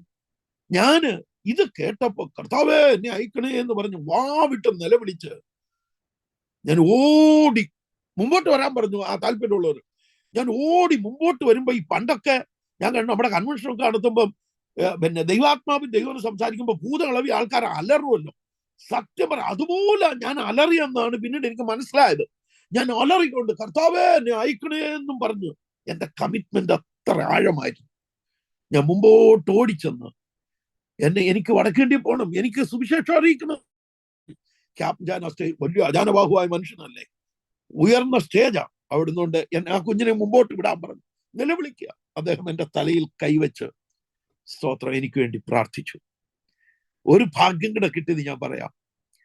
ഞാൻ വടക്കിന്ത്യക്ക് പോകാൻ തീരുമാനമെടുത്ത് കൊല്ലത്തുനിന്ന് ജമ്മുവിനുള്ള 87-90 രൂപയ്ക്കുള്ള ടിക്കറ്റ് എടുത്തിരിക്കുക. ഞാന് പോകുന്നതിന്റെ തലേ ദിവസം വടക്കേന്ത്യക്ക് എന്തോ കൊണ്ടുപോകണമെന്ന് എനിക്കറിയത്തില്ല. ഒരു വെളിച്ചെണ്ണ കുപ്പി, 1-2 സോപ്പ്, ചന്ദ്രികയുടെ സോപ്പൊക്കെ മേടിച്ച്, ഒരു തോർത്തും ഒക്കെ മേടിച്ച്, ഒരു കൈലിയൊക്കെ മേടിച്ച് ഇങ്ങനെ അവിടെ നിൽക്കുമ്പം ആയൂരൊരു ഹോട്ടലുണ്ട്, A1 ഹോട്ടൽ എന്ന് പറയും, ഒരു ക്രിസ്ത്യാനി അച്ചായന്റെ. അവിടോട്ട് ഞാൻ നോക്കിയപ്പം PV ആശാരി ഉദ്ദേശിച്ച് അങ്ങോട്ട് കയറുന്നു. ഞാൻ ഓടി അദ്ദേഹത്തിന്റെ പുറകെ ചെന്ന് അവിടെ നിന്നേച്ച് അച്ചായൻ കഴിക്കുന്ന, ഞാൻ അവിടെ ഇങ്ങനെ നിന്നേ കഴിച്ചു തീർന്നപ്പം ആ ബില്ല് കൊണ്ട് വെച്ചത് ₹1, ₹1.50 80 മറ്റുവാ. ഞാൻ അതിങ്ങെടുത്ത് ഞാൻ അതങ്ങ് പേ ചെയ്തു. ഈ പുള്ളി എന്നോട് ഒന്ന് നോക്കി, നീ ആരാടാ മോനെ? ഞാൻ പറഞ്ഞ അച്ഛാ, ഞാന് എനിക്ക് PV ആശാരിയെ അറിയാം, കൊച്ചുനാളിലൊക്കെ കേട്ടിട്ടുണ്ട്, ഞാൻ വടക്കേണ്ടിക്ക് പോവാ അച്ഛാ, എനിക്ക് കിട്ടുന്നു പറഞ്ഞു. എന്നാ ഇന്ന് ആയൂര് പെരുങ്ങള്ളൂർ കൺവെൻഷൻ ഉണ്ടോ, നീ അവിടെ വാ, അവിടെ ഒന്ന് സാക്ഷ്യം നീ പറയണം, നിന്നെ ഞാൻ പ്രാർത്ഥിച്ചു വിടാമെന്ന്. ഞാൻ അവിടെ ചെന്നു. രാത്രി പോകാൻ വണ്ടിയൊന്നുമില്ല, 8 കിലോമീറ്റർ പിന്നെ പോകണം. ഏതായാലും അവിടെ ചെന്ന് ആ കൺവെൻഷനിൽ അദ്ദേഹം എന്നെ മുമ്പോട്ട് വിളിച്ച് എന്റെ തലയെ കൈവച്ച് പ്രാർത്ഥിച്ച്, ആ വലിയ ദൈവപുരുഷനാണ് എന്നെ വടക്കേണ്ടി പ്രാർത്ഥിച്ചയച്ചെന്ന് അഭിമാനത്തോടെ ഞാൻ പറയട്ടെ. സ്തോത്രം. അങ്ങനെ എൻ്റെ ബാല്യകാല സുവിശേഷീകരണത്തോടുള്ള തീഷ്ണതയിൽ ബൈബിൾ സ്കൂളിലെ പഠനം കഴിഞ്ഞ് വടക്കേണ്ടിക്ക് പോകാൻ തുടക്കം കുറിക്കാനുള്ള ഒരു ഭാഗ്യം എനിക്കുണ്ടായി. അങ്ങനെ വടക്കേണ്ടിക്കുള്ള എൻ്റെ പ്രയാണം കുറിക്കുക. ഞാന് ഒരു 90 താഴെ രൂപയുടെ പാസ്റ്റർ A.V. തോമസ് എന്ന ഷാർജയിലുള്ള ദേവദാസന എന്നെ കൊല്ലത്ത് കൊണ്ടുവന്ന് ട്രെയിൻ കയറ്റി വിട്ടു. എനിക്കറിയത്തില്ല ഡൽഹി ചെന്ന് ട്രെയിൻ മാറണം. ഞാൻ അവിടുത്തെ ഈ ട്രെയിനിൽ തന്നെ, പക്ഷേ ഫരീദാബാദ് അടുത്തപ്പോഴാ. അപ്പൊ ഞാൻ ഈ ട്രെയിനിൽ ഇരുന്നുകൊണ്ട് എന്റെ ബ്രദറിലോ എന്നോട് പറഞ്ഞു, ഡൽഹി ചെല്ലുമ്പോൾ നീ ചോദിക്കണം, ട്രെയിനെ കയറ്റി ഇരുത്താൻ നേരത്താ കോൺസി ഗാഡി ഹെ ജമ്മു തവിക്കാം. അതെനിക്ക് എഴുതി തന്നു, കോൺസി ഗാഡി ഹെ ജമ്മു. അത് ഞാൻ കാണാതെ അങ്ങ് പഠിച്ചു. ഫരീദാബാദ് അടുക്കുന്നിടം വരെ കോൺസി ഗാഡിയെ ജമ്മു തവിക്കാം പേപ്പറിൽ എഴുതി വെച്ചിട്ടുണ്ട്. പോക്കറ്റിടും, പിന്നെ എടുക്കും. പിന്നെ വെറുതെ കിടക്കുമ്പോഴും കോൺസി ഗാഡി. ആദ്യമായിട്ട് ഹിന്ദിക്ക് ഞാൻ ഒത്തിരി പോറാ. ഹിന്ദി സാറിന് 6 വിരലുണ്ടെന്ന് ഇന്ന് ഓർമ്മയുണ്ട്, അടിയുടെ ചൂട് കൊണ്ട്. ഹിന്ദി സാർ വരുമ്പോ എനിക്ക് സൈക്കോളജിക്കലി വയറ്റുവേദന ഉണ്ടാവും. അപ്പം ഒന്നിലും ബെറ്റർ അല്ലായിരുന്നു, കുസൃതിക്ക് ഒഴിച്ചു. പക്ഷെ ഹിന്ദിക്ക് എനിക്ക് 0 അണ്ട എക്സ്ട്രാ കിട്ടുമായിരുന്നു, അടി ഇഷ്ടം പോലെ കിട്ടും. അപ്പൊ ഞാൻ ഈ പദം കാണാതെ പഠിച്ചു, കോൺസി ഗാഡി ഹെ ജമ്മു തവിക്ക, കോൺസി ഗാഡി ഹെ ജമ്മു തവിക്ക. ഫരീദാബാദ് അടുക്കാറായപ്പോ ആരോ പറഞ്ഞു 3 റെയിൽവേ സ്റ്റേഷനുണ്ട്. അപ്പൊ ഇറങ്ങി അങ്ങ് കയറിയാൽ മതി എന്നാ വിചാരിച്ച. നിസാമുദ്ദീൻ, ഓൾഡ് ഡൽഹി, ന്യൂഡൽഹി, ഇത് തമ്മിൽ 10-16 കിലോമീറ്ററുകളുടെ ദൂരമുണ്ട്. ഓ, ആകെ പോയി. ഭയം തോന്നുന്നു. 3 ദിവസമായില്ല ട്രെയിനിലെ പച്ചരിച്ചോറും ആ പാക്ക് ചെയ്ത് ഇതും കട്ടൻ കാപ്പിയും, അല്ല ഈ ട്രെയിനിൽ കിട്ടുന്ന ചായയും. ഇത് എനിക്ക് മാന്യമായി ജീവിക്കാനുള്ള, ഞങ്ങളുടെ വീട്ടിൽ 10 കൂടുതൽ ആടും, ഒരു 5-6 നല്ല പശുക്കളും, റബ്ബർ തോട്ടം ആയതുകൊണ്ട് അവർക്കെല്ലാം ഇങ്ങനെ നടന്നു തിന്നാനും. അപ്പൊ അതുകൊണ്ട് ചായയോ കാപ്പിയോ ഭക്ഷണത്തിനോ ഒന്നും ഒരു കുറവും ഞങ്ങൾ അനുഭവിച്ചിട്ടില്ല. എനിക്ക് അതുകൊണ്ട് വയറ് നിറച്ച് പോലും ആഹാരം കിട്ടുന്നില്ല. ഞാൻ കാണുന്നവർക്കൊക്കെ മേടിച്ചു തിന്നുന്നുണ്ട്. അപ്പൊ ഫരീദാബാദ് അടുക്കാറായപ്പം ഞാൻ ഇങ്ങനെ കോൺസി ഗാഡി ജമ്മു തവിക്ക. കോൺ എന്ന് പറഞ്ഞാൽ ആര്, ഗാഡി എന്ന് പറഞ്ഞാൽ വണ്ടി. ആര് വണ്ടി എന്ന് പറയത്തില്ല, ഏത് വണ്ടി എന്നുള്ളതിന്റെ ഹിന്ദി എന്റെ അളിയനെ അറിയാത്തതുകൊണ്ട് പൊട്ട ഇന്ത്യ ഇത് പറഞ്ഞാൽ ആരെങ്കിലും എന്നെ പോക്കറ്റ് അടിക്കും. ആൾറെഡി ഇല്ല, സെൻഡ് ഓഫ് മീറ്റിങ്ങിന് 200 പേരെങ്കിലും കൂടിയിട്ടുണ്ട്. എല്ലാവരും ഇച്ചിരിച്ച പൈസ തന്നിട്ടുണ്ട്. കുറച്ച് പൈസ സോക്സിനകത്ത്, കുറച്ച് പൈസ പേഴ്സിനകത്ത്, കുറച്ച് പൈസ ബൈബിളിനകത്ത്, കുറച്ച് പൈസ ഷർട്ടിനകത്തൊക്കെ ഇങ്ങനെ വെച്ച് ഞാൻ ഇങ്ങനെ ഉടക്കേണ്ടി പോവല്ലേ. അപ്പൊ അത് തന്നെ എൻ്റെ ഓരോ അസ്വസ്ഥത. ഞാന് ചിന്തിച്ചു, ദൈവമേ, കോൺസി ഗാഡി എന്ന് പറഞ്ഞ, കോൺ എന്ന് പറഞ്ഞാൽ ആര്, ഗാഡി എന്ന് പറഞ്ഞാൽ വണ്ടി. ആര് വണ്ടി എന്ന് പറയത്തില്ല, ഏത് വണ്ടിയുടെ ഹിന്ദി ഇട്ടോ എനിക്ക് അറിയത്തുമില്ല. ഞാൻ ആ പേപ്പറൊക്കെ വലിച്ചു കൊടുക്കണം. ഡൽഹി ചെന്ന് നിസാമുദ്ദീനിൽ നിന്ന് ന്യൂഡൽഹിക്ക് പോകാൻ, അതോ ന്യൂഡൽഹിയിൽ നിന്ന് നിസാമുദ്ദീൻ ആണോ എന്ന് എനിക്കറിയത്തില്ല. ഓൾഡ് ഡൽഹിക്ക് പോയിട്ട് metre gauge broad gauge change ചെയ്ത് കയറേണ്ട കാര്യങ്ങളൊക്കെ കേട്ടപ്പോ എനിക്ക് ഭയങ്കര പേടി. ഞാൻ പ്ലാറ്റ്ഫോമിൽ ബോധം കെട്ടു വീണു. ആരോ കൂലി മുഖത്ത് വെള്ളം ഉടഞ്ഞെണ്ണിപ്പിച്ചു. ഇന്നും എനിക്കറിയത്തില്ല നിസാമുദ്ദീനെ തന്നെ ഓൾഡ് ഡൽഹി കൊണ്ടുപോയത് ആരാണ്. സത്യം ഇന്നും ആ 16 കിലോമീറ്റർ പോകാൻ പാടാ. ഇന്നും എനിക്കറിയത്തില്ല. ഞാനങ്ങ് വിശ്വസിക്കുക, എന്നെ വല്ല സ്വർഗദൂതൻ എടുത്തോണ്ട് പോയതാണോ എന്തോ. ഞാൻ നിസാമുദ്ദീനിലെത്തി, ഒന്ന് ന്യൂഡൽഹിയിൽ, ഓൾഡ് ഡൽഹിയിലെത്തി. ന്യൂഡൽഹി, ഓൾഡ് ഡൽഹിയിലെത്തി. ജമ്മുവിനുള്ള ട്രെയിന് കാത്തു നിൽക്കുമ്പോൾ ഇങ്ങനെ ആംഗ്യ ഭാഷയിൽ ഒരുത്തം വന്ന് എന്നോട് ചോദിച്ചു. ഞാൻ അവനോട് ഇങ്ങനെ പറഞ്ഞു. അവൻ പറഞ്ഞു, ഇപ്പൊ ഞാൻ ട്രെയിൻ പിടിച്ചു തരാമെന്ന് പറഞ്ഞു.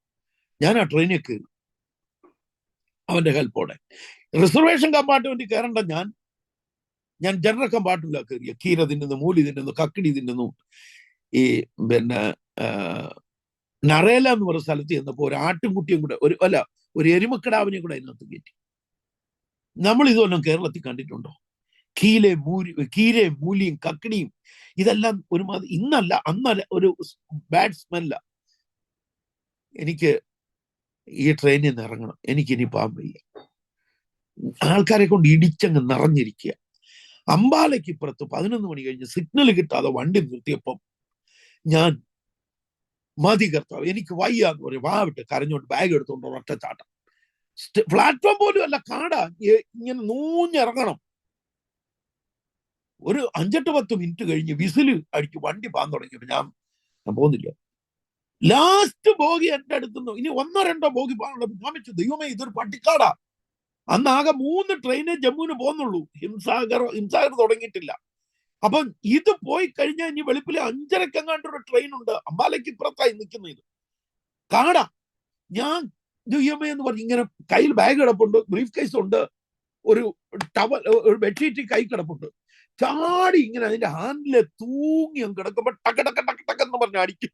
ഞാൻ വിചാരിച്ച് തീർന്ന് കർത്താവേ, മരണഭീതി ഞാൻ നേരിട്ട് അനുഭവിച്ചു. ഹൈ സ്പീഡിലായി കഴിഞ്ഞു. ഞാൻ അതിൽ കിടന്നുകൊണ്ട് ഇങ്ങനെ, എനിക്ക് മനസ്സിലായി അപ്പുറത്ത് അത് ഡോറിന്റെ അടുത്ത, ആ ഡോർ ഒന്ന് ചവിട്ടാൻ നോക്കി. ബാഗ് പോകരുത്, ഞാൻ വീടരുത്. ഡോറ് ചവിട്ടാൻ നോക്കിയ ഭാഗ്യവശാൽ, അയ്യോ സ്വോത്രം സ്വോത്രം സ്വോത്രം, ദൈവം എന്റെ പ്രാണൻ രക്ഷിക്കാൻ ആ ഡോറ് തുറന്നു കിടന്നു. അകത്ത് കയറിയപ്പം ഇതെന്തോ, ഇത് ട്രെയിൻ അല്ലയോ, ഒരു ഇടവഴി, അവിടെ ഇവിടെ ഒരു കൊച്ചു കൊച്ചു ഡോറ്. ഇത് ഫസ്റ്റ് AC ക്യാബിനാന്ന് ഞാൻ അറിഞ്ഞില്ല. ഞാനൊരു ക്യാബിൻ തുറന്ന് അകത്ത് കയറിയപ്പോ പച്ച പരവതാനി വിരിച്ച വീതിയുള്ള 2 ബെർത്ത് മാത്രം, തണുത്ത കാറ്റ്, ബെഡ്ഷീറ്റൊക്കെ അതിനകത്ത് വെച്ചിട്ടുണ്ട്. എന്റെ ബെഡ്ഷീറ്റും കൂടെ പുതച്ച് സുഖമായിട്ട് കുറ്റിയിട്ടച്ച് കിടന്നു. വഴിപോക്കർ ഫോഷന്മാരെങ്കിലും വഴി തെറ്റിക്കാത്ത കർത്താവ് ജമ്മു ചെന്നു. 8:30 ആയപ്പോ, ഇതൊരു 11:30-ക്കല്ലേ, ഞാൻ ആ പ്ലാറ്റ്ഫോമിൽ ഇറങ്ങി. ഇനി മുമ്പോട്ട് പോകാൻ എനിക്കറിയത്തില്ല. ഞാൻ ചെല്ലണ്ട, ഞാൻ pastor K Cauchy, PD Thomas, Ponnachan എന്ന് പറയുന്ന ദേവദാസിന്, സണ്ണി പട്ടിയാല, ഞങ്ങൾ 5-8-10 പേര് ഒരുമിച്ച് പോകേണ്ടതാ. പക്ഷെ തെറ്റിൽ ഞാൻ ഒരു ദിവസം മുമ്പേ ആയിപ്പോയി, അവര് പിന്നീടായി. അല്ലെങ്കിൽ എനിക്ക് ബുദ്ധിമുട്ട് വരത്തില്ല. ഞാൻ ജമ്മു പ്ലാറ്റ്ഫോമിൽ നിൽക്കുക. ചെല്ലുമെന്ന് പറഞ്ഞ ട്രെയിനൊന്നും അല്ല ചെന്നേക്കുന്നത്. അല്ല, അവരെ അറിയിച്ചിട്ടില്ലേ പ്രോപ്പർലി. മറ്റവര് ചെല്ലുന്ന സമയത്ത് ചെല്ലുന്നു, ആരും വന്നിട്ടില്ല. ഞാന് പിന്നെ കുറെ നേരം നിന്ന് ഒരുത്തൻ എന്നോട് പറഞ്ഞു, ഇങ്ങോട്ട് കൈ കാണി, ആംഗ്യ ഭാഷ, നീ ഇല്ല ബാത്റൂമിൽ കുളിക്ക്, ഞാൻ ഈ ബാത്റൂമിൽ കുളിക്കാന്ന് പറഞ്ഞു. ഞാൻ വിചാരിച്ചു അതുപോലെ ശരിയാ, 3-4 ദിവസമായല്ലോ, ശരിക്കൊന്ന് ഫ്രഷ് ആകാം, കുളിച്ച്. ഇനി എന്നും ഡ്രസ്സ് മാറുന്നുണ്ട്, ഇനി ലാസ്റ്റ് ഒരു ജോഡി ഡ്രസ്സ് ഉണ്ട്, അതെടുത്താൽ കിട്ടും. ഇട്ടേച്ച് ഇടാനായിട്ട് അവൻ എന്നോട്, നീ ബാഗ് ഇവിടെ വെക്ക്, എന്നിട്ട് ഒത്തിരി ബാത്റൂം ഉണ്ട്, ഞാൻ അവിടെ വെച്ചു, അവന്റെ ബാഗും വെച്ചു. ഞാൻ ബാത്റൂമിൽ കയറി കുളിക്കാൻ ഉടുപ്പ് ഊരിയപ്പോ എനിക്ക് തോന്നി, അവൻ കൊള്ളക്കാരുണ്ടെന്ന്, കള്ളന്മാരുണ്ട് ആണോന്ന് ചോദിച്ചു. ഇങ്ങനെ റോഡിലോട്ട് നോക്കിയപ്പോൾ അവൻ എന്നൊക്കെ മുമ്പേ ബാത്റൂമിൽ കയറിയോണ്ട് ബാഗിന്റെ അടുത്ത് നിൽക്കുന്നു. ഞാൻ പകുതി ഉടുപ്പ് ഇട്ടുണ്ട്, എന്റെ ബാഗ് എടുത്ത് ഒരൊറ്റ ഓട്ടം ഓടി പ്ലാറ്റ്ഫോമിലോട്ട് ചെന്ന് ഒരു പോലീസുകാരനെ കണ്ട് 6 അടി 2 ഇഞ്ച് നീളമുള്ള 2 സ്റ്റാറിലുള്ള മനുഷ്യനെ പൂണ്ടടക്കം പിടിച്ച് തേങ്ങി കരഞ്ഞു. എനിക്കൊന്നും അറിയത്തില്ല. ഇന്നത്തേക്ക് 44 വർഷം മുമ്പ് ആ ജമ്മു പ്ലാറ്റ്ഫോമിൽ അടർന്നു വീണ എന്റെ കണ്ണുനീർത്തുള്ളികൾ തികഞ്ഞ സന്തോഷത്തോടെ ഞാൻ പറയട്ടെ, ഇന്ന് 38 ജാതികളിൽ നിന്ന് ജാട്ടവ, ജാട്ട്, ബീൽ, തോരി, തോളി ദൈവം ആത്മാക്കളെ തന്ന് 80ഓളം മിഷണറിമാർ 6 സ്റ്റേറ്റുകളില് സഭകൾ എസ്റ്റാബ്ലിഷ് ചെയ്യുവാനിടയായി തീർന്നു. സ്തോത്രം. 2 ബൈബിൾ സ്കൂള്, സൂമിൽ ഒരു ബൈബിൾ സ്കൂളും മറ്റൊരു ബൈബിൾ സ്കൂൾ ഫിസിക്കലുമായിട്ട് ഇന്ന് കുറഞ്ഞ പക്ഷം 40 ചില്ലുവാനും കുഞ്ഞുങ്ങൾ ദൈവവചനം പഠിക്കുന്നു. 18 ബാച്ച് കുഞ്ഞുങ്ങളെ പഠിപ്പിച്ചിറക്കാനിടയായി തീർന്നു. ഇന്ന് നോർത്ത് ഇന്ത്യയിലുള്ള ശക്തന്മാരായ അനേകം മിഷണറിമാരെ ലീഡർഷിപ്പിൽ ട്രെയിനപ്പ് ചെയ്ത് കൊണ്ടുവരാൻ ഞാൻ അഭിമാനത്തോടെ പറയട്ടെ, ഗുജറാത്തിൽ പാസ്റ്റർ രാജുഭായ്, ജോർജ് ഫിലിപ്പ് എന്നറിയപ്പെടുന്ന ഏറ്റവും അധികം ആത്മാക്കളെ നേടിയ, സംഖ്യ പറയുന്നില്ല, ഏറ്റവും അധികം ആത്മാക്കളെ നേടിയ ആ മിഷണറി എന്റെ ആദ്യജാതനാണ്. അവന്റെ പപ്പായും അൽവർ രാജസ്ഥാനിലുള്ള ഒരു ബേബിച്ചാൻ, റാന്നിക്കാരൻ്റെ ഒരു ബേബിച്ചാൻ, പാലക്കാട്ടുകാരൻ്റെ ഒരു ബേബി ബ്രദർ, 3 ബേബിമാർ ചേർന്നാണ് എന്നെ രാജസ്ഥാനിലേക്ക് കൊണ്ടുവന്നത്. നോർത്ത് ഇന്ത്യയിൽ കാശ്മീരിലെത്തി, ഉദംപൂർ ക്യാപ്റ്റൻ സാമുവലിന്റെ അടുത്ത്. അങ്ങനെ അദ്ദേഹത്തിന്റെ കൂടെ ഇന്ത്യയുടെ പല സ്റ്റേറ്റുകളിൽ ഇങ്ങനെ യാത്ര ചെയ്തുകൊണ്ടിരിക്കുമ്പോൾ അൽവർ എന്ന പട്ടണത്തിൽ, രാജസ്ഥാൻ വഴി ഗുജറാത്ത്, അന്നാണ് ഗുജറാത്തില് ഒക്കെ വന്ന് അൽവർ, ജയ്പൂര്, പിന്നെ ഗുജറാത്തില് ഗാന്ധി ഡാം, ഗാന്ധി നഗർ, അഹമ്മദാബാദ്, ഇവിടെ എല്ലാം ക്യാപ്റ്റൻ സാമുവലിന്റെ കൂടെ ഇങ്ങനെ വന്ന്. അപ്പൊ ഞങ്ങൾക്ക് ഞാനുണ്ട്, പാസ്റ്റർ കെ കോശിയുണ്ട്, പിന്നെ പാസ്റ്റർ ജേക്കബ് ജോൺ, ആ ടീമുമായിട്ട് അദ്ദേഹം യാത്ര ചെയ്യുന്നത്. അതൊരു വലിയ പ്രത്യേക അനുഭവങ്ങളായിരുന്നു. ഇന്ന് നേതാക്കന്മാരും കൂടെ ആരും കൊണ്ടു നടക്കത്തില്ലല്ലോ. എന്നാൽ അന്നത്തെ കാലത്ത് സ്തോത്രം, അങ്ങനെയുള്ള ദൈവദാസന്മാരുടെ കൂടെ നടന്നത്, നമ്മൾ കിടക്കുന്ന റൂമിൽ അവർ നമ്മുടെ കൂടെ കിടക്കുന്നു, നമ്മൾ കഴിക്കുന്ന ഭക്ഷണം അവർ കഴിക്കുന്നത്. ഇനി വൈകിട്ട് പ്രസംഗിക്കണമെങ്കിൽ 4 മണിയാകുമ്പോ തലയിൽ എണ്ണ അങ്ങോട്ട് പൊത്തി ക്യാപ്റ്റൻ, പിന്നെ അദ്ദേഹം ആരോട് സംസാരിക്കത്തില്ല, തലയിൽ എണ്ണ പൊത്തിക്കൊണ്ട് ഇങ്ങനെ അന്യഭാഷ പറഞ്ഞുകൊണ്ട് നടക്കും. ഞാൻ ആ തർജ്ജമ ചെയ്യുന്നെങ്കിൽ മോസ്റ്റ്ലി അന്ന് മുതൽ അദ്ദേഹത്തിന്റെ ട്രാൻസ്ലേറ്റർ ആകാനുള്ള ഒരു ഭാഗ്യം കൂടെ എനിക്കുണ്ടായി. എന്നാൽ ഞാൻ മനസ്സിലാക്കണം, ഇംഗ്ലീഷ് മീഡിയം സ്കൂളിൽ നിന്ന് he is not eligible for English medium എന്ന് ഇറക്കി വിടപ്പെട്ട എന്നെ അതേ ബൈബിൾ കോളേജിലെ സായിപ്പുമാർക്ക് തർജ്ജമ ചെയ്യാൻ കർത്താവ് എന്നെ ഉപയോഗിച്ചു. സ്തോത്രം. ഞാൻ ഒരു ബൈബിൾ സ്കൂളും പഠിച്ചിട്ടില്ല. മുട്ടുമൺ എന്നൊരു സ്ഥലത്ത് വെച്ച് ക്യാപ്റ്റൻസിന് വേണ്ടി വേറെ ഒരാൾ തർജ്ജമ ചെയ്തുകൊണ്ടിരുന്നത്, അവിടുത്തെ ചില ഒബ്ജക്ഷൻ വന്ന് ആരും ഇല്ലാതെ വന്നപ്പോ ക്യാപ്റ്റൻ എന്നോട് പറഞ്ഞു, ഇടയ്ക്ക് കയറി ഞാൻ എൻ്റെ ആ ഒരു അനുഭവം കൂടെ, ദൈവത്തിന്റെ ഒരു മഹാത്ഭുതം, ഭാഷയുടെ മേൽ ദൈവം തന്ന അധികാരം. രാജു, നീ പറഞ്ഞിട്ടല്ലേ ഇന്നാരെ തർജ്ജമ ചെയ്യാൻ വിളിച്ചത്, അവരെ ഇവിടെ ഉപയോഗിക്കാൻ ഒക്കത്തില്ല. നീ മണക്കാല ഇംഗ്ലീഷ് മീഡിയം, മണക്കാല അല്ലയോ പഠിച്ചത്? അപ്പൊ ഞാൻ ഇംഗ്ലീഷ് മീഡിയം അല്ലെന്ന് പറയാനായിട്ടാ അച്ഛാ, ഞാൻ ഇംഗ്ലീഷ് മീഡിയം. നീ ഇംഗ്ലീഷ് മീഡിയത്തിലാ പഠിച്ചോ, ഇവിടോട്ട് വാ, മുട്ടുമടക്കാൻ പറഞ്ഞു. ഞാൻ ഇങ്ങനെ അമ്പരന്നപ്പം പാസ്റ്റർ ജേക്കബ്, അന്നത്തെ സീനിയർ ഡയറക്ടേഴ്സ് ഉണ്ട്, John Rajan Ambala pastor, John Oommen pastor, pastor Jacob John, ഇവർ ആ സീനിയേഴ്സ് എല്ലാം ആയിട്ടാ ഞാൻ ഈ കേരളത്തിൽ വരുന്നത്. അപ്പൊ ജേക്കബ് ജോൺ പാസ്റ്റർ പെട്ടെന്ന് ചോദിച്ചു, രാജു മോനെ, നിനക്ക് വിശ്വാസം ഉണ്ടോ, മുട്ടുമടക്കണമെന്ന്. ഈ ഒരു പദം ഞാൻ വന്ന് ക്യാപ്റ്റൻ ജാന്റെ അടുത്ത് മുട്ടുമടക്കി. അദ്ദേഹം എന്റെ തലയിലോട്ട് കൈവച്ചു, കർത്താവേ, ഈ കുഞ്ഞിനെ പരിഭാഷപ്പെടുത്താൻ നാളെ മുതൽ അഭിഷേകം കൊണ്ട് നിറക്കണേ. 1980 ജനുവരി മാസം മുതൽ മുട്ടുമണ്ണിൽ തർജ്ജമ ചെയ്യാൻ തുടങ്ങി. സ്തോത്രം. ന്യൂയോർക്കിൽ ഒരു മീറ്റിംഗ്, അത് ഭയങ്കര അത്ഭുതം. അതുകൂടെ ഇടയ്ക്കൂടെ കണക്ട് ചെയ്ത് വെച്ച് ഞാൻ എൻ്റെ ന്യൂയോർക്കിൽ ഒരു മീറ്റിംഗിൽ ക്യാപ്റ്റൻ ജാൻ തർജ്ജമ ചെയ്തുകൊണ്ടിരുന്ന ഒരു ശക്തനായ ട്രാൻസ്ലേറ്റർ, അദ്ദേഹം ഇങ്ങനെ പ്രസംഗിച്ച് ഇങ്ങോട്ട് വന്നപ്പോൾ, when the people of Israel were going through the hatching process of God എന്നൊക്കെ ക്യാപ്റ്റന്റെ ആ സ്റ്റൈൽ അങ്ങോട്ട് സംസാരിച്ചു കഴിഞ്ഞപ്പോഴത്തെ തർജ്ജമക്കാരൻ ഒന്ന് പതറി. ഞാൻ ഒന്നുകൂടെ പറഞ്ഞു, തർജ്ജമക്കാരൻ ഒന്നുകൂടെ. ക്യാപ്റ്റൻ പറഞ്ഞു, sorry brother, I cannot tolerate you. അമേരിക്കയിലെ ഏറ്റവും പ്രശസ്തനായ ഒരു തർജ്ജമക്കാരനെ ക്യാപ്റ്റൻ പരസ്യമായി സ്റ്റേജിലിട്ട് തർജ്ജനം ചെയ്താണല്ലോ. അദ്ദേഹം പറഞ്ഞു, sorry, I cannot bear you എന്ന് പറഞ്ഞു പുള്ളി പോയെങ്കിലും വേറെ ആരുമില്ല തർജ്ജമ ചെയ്യാൻ. കാരണം ഇദ്ദേഹത്തെ ഇരുത്തിക്കൊണ്ട് ആളില്ലെന്നല്ല, ആർക്കും വരാൻ താല്പര്യമില്ല. ഞാൻ ആ ഫ്രണ്ടിൽ, എൻ്റെ ഒരു പ്രത്യേക സാഹചര്യത്തിലാ ഞാൻ ആ ഫ്രണ്ടിൽ ഇരിപ്പുണ്ട്. എനിക്കധികം മീറ്റിങ്ങുകളൊന്നുമില്ല, എന്നെ ആരും അറിയത്തില്ല. ക്യാപ്റ്റൻ എന്നെ ചോദിച്ചു, ക്യാൻ യു ഡു ഇറ്റ് എന്ന് ചോദിച്ചു. ഞാൻ ഒരു മലയാളം ബൈബിള് ആരുടെയോ കയ്യിൽ നിന്ന് മേടിച്ച് ഞാൻ ക്യാപ്റ്റൻ്റെ കൂടെ കയറി. കാരണം വടക്കേന്ത്യ വന്നപ്പോൾ മുതലേ മലയാളം ഞാൻ നിർത്തി. ക്യാപ്റ്റൻ തന്ന നിർദ്ദേശം ഇന്നും ഹിന്ദി ബൈബിളാണ് നടക്കുന്നത്. ഞാൻ കയറി. ദൈവത്തിന്റെ കൃപയാൽ, സ്തോത്രം, അതെനിക്ക് ശുശ്രൂഷയ്ക്ക് ഒത്തിരി വഴികൾ തുറക്കാനൊക്കെ കാരണമായി തീർന്നു. അങ്ങനെ ഞാൻ എൻ്റെ ജമ്മു യാത്ര കഴിഞ്ഞ് ജമ്മുവിൽ നിന്ന് ക്യാപ്റ്റൻ്റെ വീട്ടിൽ ചെന്ന് ഞങ്ങളിങ്ങനെ ഗുജറാത്തിലെല്ലാം യാത്ര ചെയ്തുകൊണ്ടിരിക്കുമ്പോൾ എന്നോട് പറഞ്ഞു, രാജു മോനെ, നീ രജോറി പോകണമെന്ന് പറഞ്ഞു. എന്നെ രജോറി ഇന്ത്യയുടെ നെക്ക, ഇങ്ങനെ ഓരോരുത്തരെ ഓരോ സ്ഥലത്താക്കുക. പാസ്റ്റർ കെ കോശിയെ പൂഞ്ചാണ് ഏറ്റവും, പൂഞ്ചെന്ന് പറഞ്ഞാൽ വാലെന്നാണല്ലോ, കാശ്മീരിന്റെ ഏറ്റവും, അതിന്റെ അപ്പുറം പാകിസ്ഥാൻ, അതിന്റെ അപ്പുറത്തോട്ട് പിന്നെ ഒന്നുമില്ല. എന്നാൽ രജോറി എന്ന് പറയുന്ന പൂഞ്ചിനും ജമ്മുവിനും ഇടയ്ക്കുള്ള, പൂഞ്ചിൽ നിന്ന് 40 കിലോമീറ്റർ, ജമ്മുവിൽ നിന്ന് 80 കിലോമീറ്റർ ഉള്ള, 80 കിലോമീറ്ററേ ഉള്ളെങ്കിലും 3.5 മണിക്കൂർ 4 മണിക്കൂർ എടുക്കും യാത്ര. ചെറിയ വഴികളാ, പർവ്വതം. അപ്പൊ എന്നെ ആ രജോറി കൊണ്ട് ചെന്നാക്കി. ആ 28 കിലോമീറ്റർ ഉള്ള അത് മൊത്തം അപ്പുറവും പാകിസ്ഥാൻ ഇപ്പുറവും പാകിസ്ഥാൻ. -14 ഡിഗ്രി, തണുപ്പിന്റെ വസ്ത്രമില്ല, സിവിയർ ആസ്മ പേഷ്യന്റ്. 9 മാസം ഞാൻ അവിടെ കർത്താവിന്റെ വേലയിലായിരിക്കാൻ വലിയ അനുഭവങ്ങളാണ്. അങ്ങനെ ഇരിക്കുമ്പോഴാണ് ക്യാപ്റ്റൻ എം സാമുവൽ, ഞാൻ പറഞ്ഞില്ല അന്ന് ഗുജറാത്തിൽ എല്ലാം വന്നപ്പോ ക്യാപ്റ്റൻ്റെ കൂടെ വന്നിട്ടുണ്ട്. ക്യാപ്റ്റൻ എം സാമുവൽ ഒരു എഴുത്ത് എനിക്ക് രജോറിയിൽ ഇട്ടു. യോനാൻ, നീ പെട്ടെന്ന് നിന്റെ പെട്ടി പാക്ക് ചെയ്ത് രാജസ്ഥാനിൽ വന്നു. അതിന്റെ തലേ ദിവസം രാത്രി ഞാനൊരു സ്വപ്നം കണ്ടു, അതെനിക്ക് ഓർമ്മയുണ്ട്. ഞാൻ രാജസ്ഥാനിൽ നിന്ന് പ്രസംഗിക്കുന്നു. ഞാൻ കർത്താവിനോട് പറഞ്ഞു, രാജസ്ഥാൻ ഒഴിച്ച് ഏത് സ്റ്റേറ്റ് വേണം എനിക്ക് തന്നോന്ന് ഞാൻ പ്രാർത്ഥിച്ചു പോയതാ. എനിക്ക് ചണ്ഡീഗഡ് വഴി യാത്ര ചെയ്തു, ഗുജറാത്തിൽ പലർത്തും പോയി. പക്ഷെ ഞാൻ കർത്താവിനോട് വേണ്ടാന്ന് പറഞ്ഞത് ആ ഒരൊറ്റ സ്ഥലമാണ്. ക്യാപ്റ്റൻ ഞാൻ പറഞ്ഞു, നീ അവിടോട്ട് പോകണം. ഡൽഹിയിലുള്ളൊരു പാസ്റ്റർ മാത്യുമൻ എന്ന് പറഞ്ഞ ഇന്ന് അനുഗ്രഹിക്കപ്പെട്ട ഒരു പ്രസ്ഥാനത്തിൽ ലീഡറാണ്.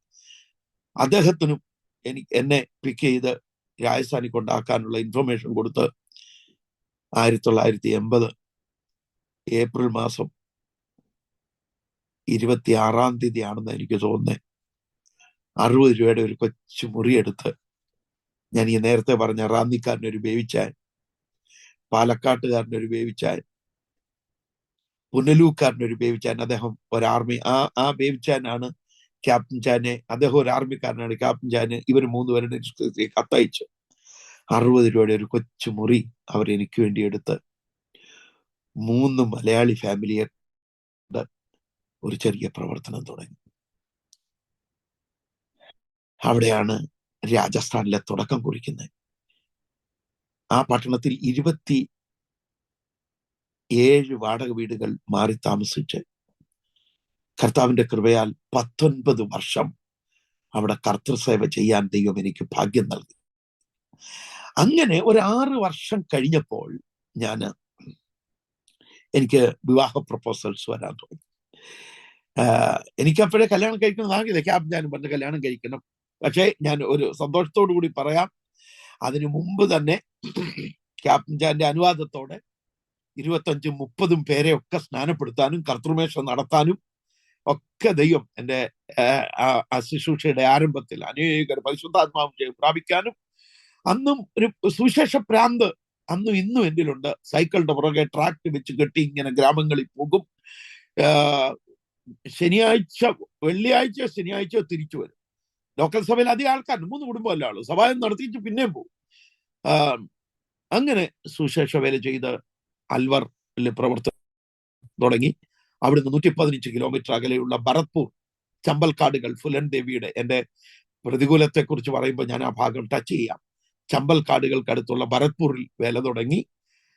ചാന്തുകാവ് IPCയിലെ OS ബേബി എന്ന് പറഞ്ഞ ഒരു ബേബ്രദറാണ് അതിന് തുടക്കം കുറിച്ചത്. അൽവറിൽ നിന്ന് 60 കിലോമീറ്റർ അകലെയുള്ള ബഹ്റോഡ് എന്ന സ്ഥലത്ത്, അൽവറിൽ നിന്ന് 140 കിലോമീറ്റർ ഉള്ള കരോളി എന്ന സ്ഥലത്ത്, അൽവറിൽ നിന്ന് 160 കിലോമീറ്റർ അകലെ 200 കിലോമീറ്റർ അകലെയുള്ള മക്രാണ്. ഈ 4-5 സ്ഥലത്ത് എനിക്കിങ്ങനെ ഓടി നടക്കും. ഞാൻ അവിടെ എല്ലാം കർത്താവിന്റെ കൃപയാൽ കൂട്ടായ്മകൾ എഴുന്നേൽക്കുവാനിടയിൽ തീർന്നു. അങ്ങനെ ഇരുന്നപ്പോൾ എനിക്ക് വിവാഹത്തിന്റെ എൻ്റെ പിതാവും ആവശ്യപ്പെട്ടു. അങ്ങനെ ഞാൻ വിവാഹം കഴിക്കുന്നതിന് എനിക്ക് ശക്തമായ ഒരു തീരുമാനം ഉണ്ടായിരുന്നു. ഞാൻ പറഞ്ഞാൽ ഞാനൊരു പ്രൊഫഷണൽ ട്രാൻസ്ലേറ്റർ കൂടെ ആയപ്പോൾ ഒത്തിരി നല്ല ഓഫറുകളൊക്കെ വന്നു. 1, പെൺകുട്ടി രക്ഷിക്കപ്പെട്ട് സ്നാനപ്പെട്ട് അഭിഷേകം പ്രാപിച്ചതായിരിക്കണം. 2, സുവിശേഷ വേല മാത്രം ചെയ്യുമെന്ന് തീരുമാനമുള്ളതായിരിക്കണം. അത് ഞാൻ ദൈവസന്നിധിയിലെടുത്ത, രക്ഷിക്കപ്പെട്ടതായിരിക്കണം, സ്നാനപ്പെട്ടതായിരിക്കണം, അഭിഷേകം. ഇന്നും എനിക്കൊരു ഓർമ്മയുണ്ട്, ഞാനൊരു പെൺകുട്ടിയെ കാണാൻ പോയപ്പോൾ അവർക്ക് നേരത്തെ എന്നെക്കുറിച്ച് പരിചയം ഉണ്ടായിരുന്നു. ഞാൻ ചോദ്യമൊക്കെ ചോദിച്ചു. എൻ്റെ ഫാദറൊക്കെ പോയി കണ്ടായിരുന്നു, ധാരണമായതുകൊണ്ട് ഞാൻ ചോദിച്ചു, അഭിഷേകം പ്രാപിച്ചാന്ന് ചോദിച്ചപ്പോൾ പെങ്കൊച്ചിന്റെ അനിയത്തി അടുത്ത് നിന്നുകൊണ്ട് വിളിച്ചു പറഞ്ഞു, രാജ, പിന്നെ ഈ ആഴ്ച ചേച്ചി അഭിഷേകം പ്രാപിക്കും, വെള്ളി ശനി ഞായർ ഉപവാസ പ്രാർത്ഥന വെച്ചിട്ടുണ്ട്, രാജ ഇന്ന് വരുമെന്ന് അറിഞ്ഞില്ല.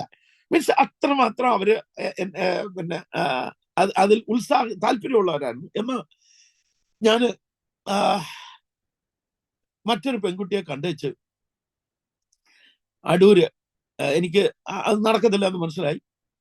ഞാൻ തിരിച്ചു പോരാൻ ഇനി ഒരു 10 ദിവസം പോലും ഇല്ല, തിരിച്ച് വരാനുള്ള സമയമായി.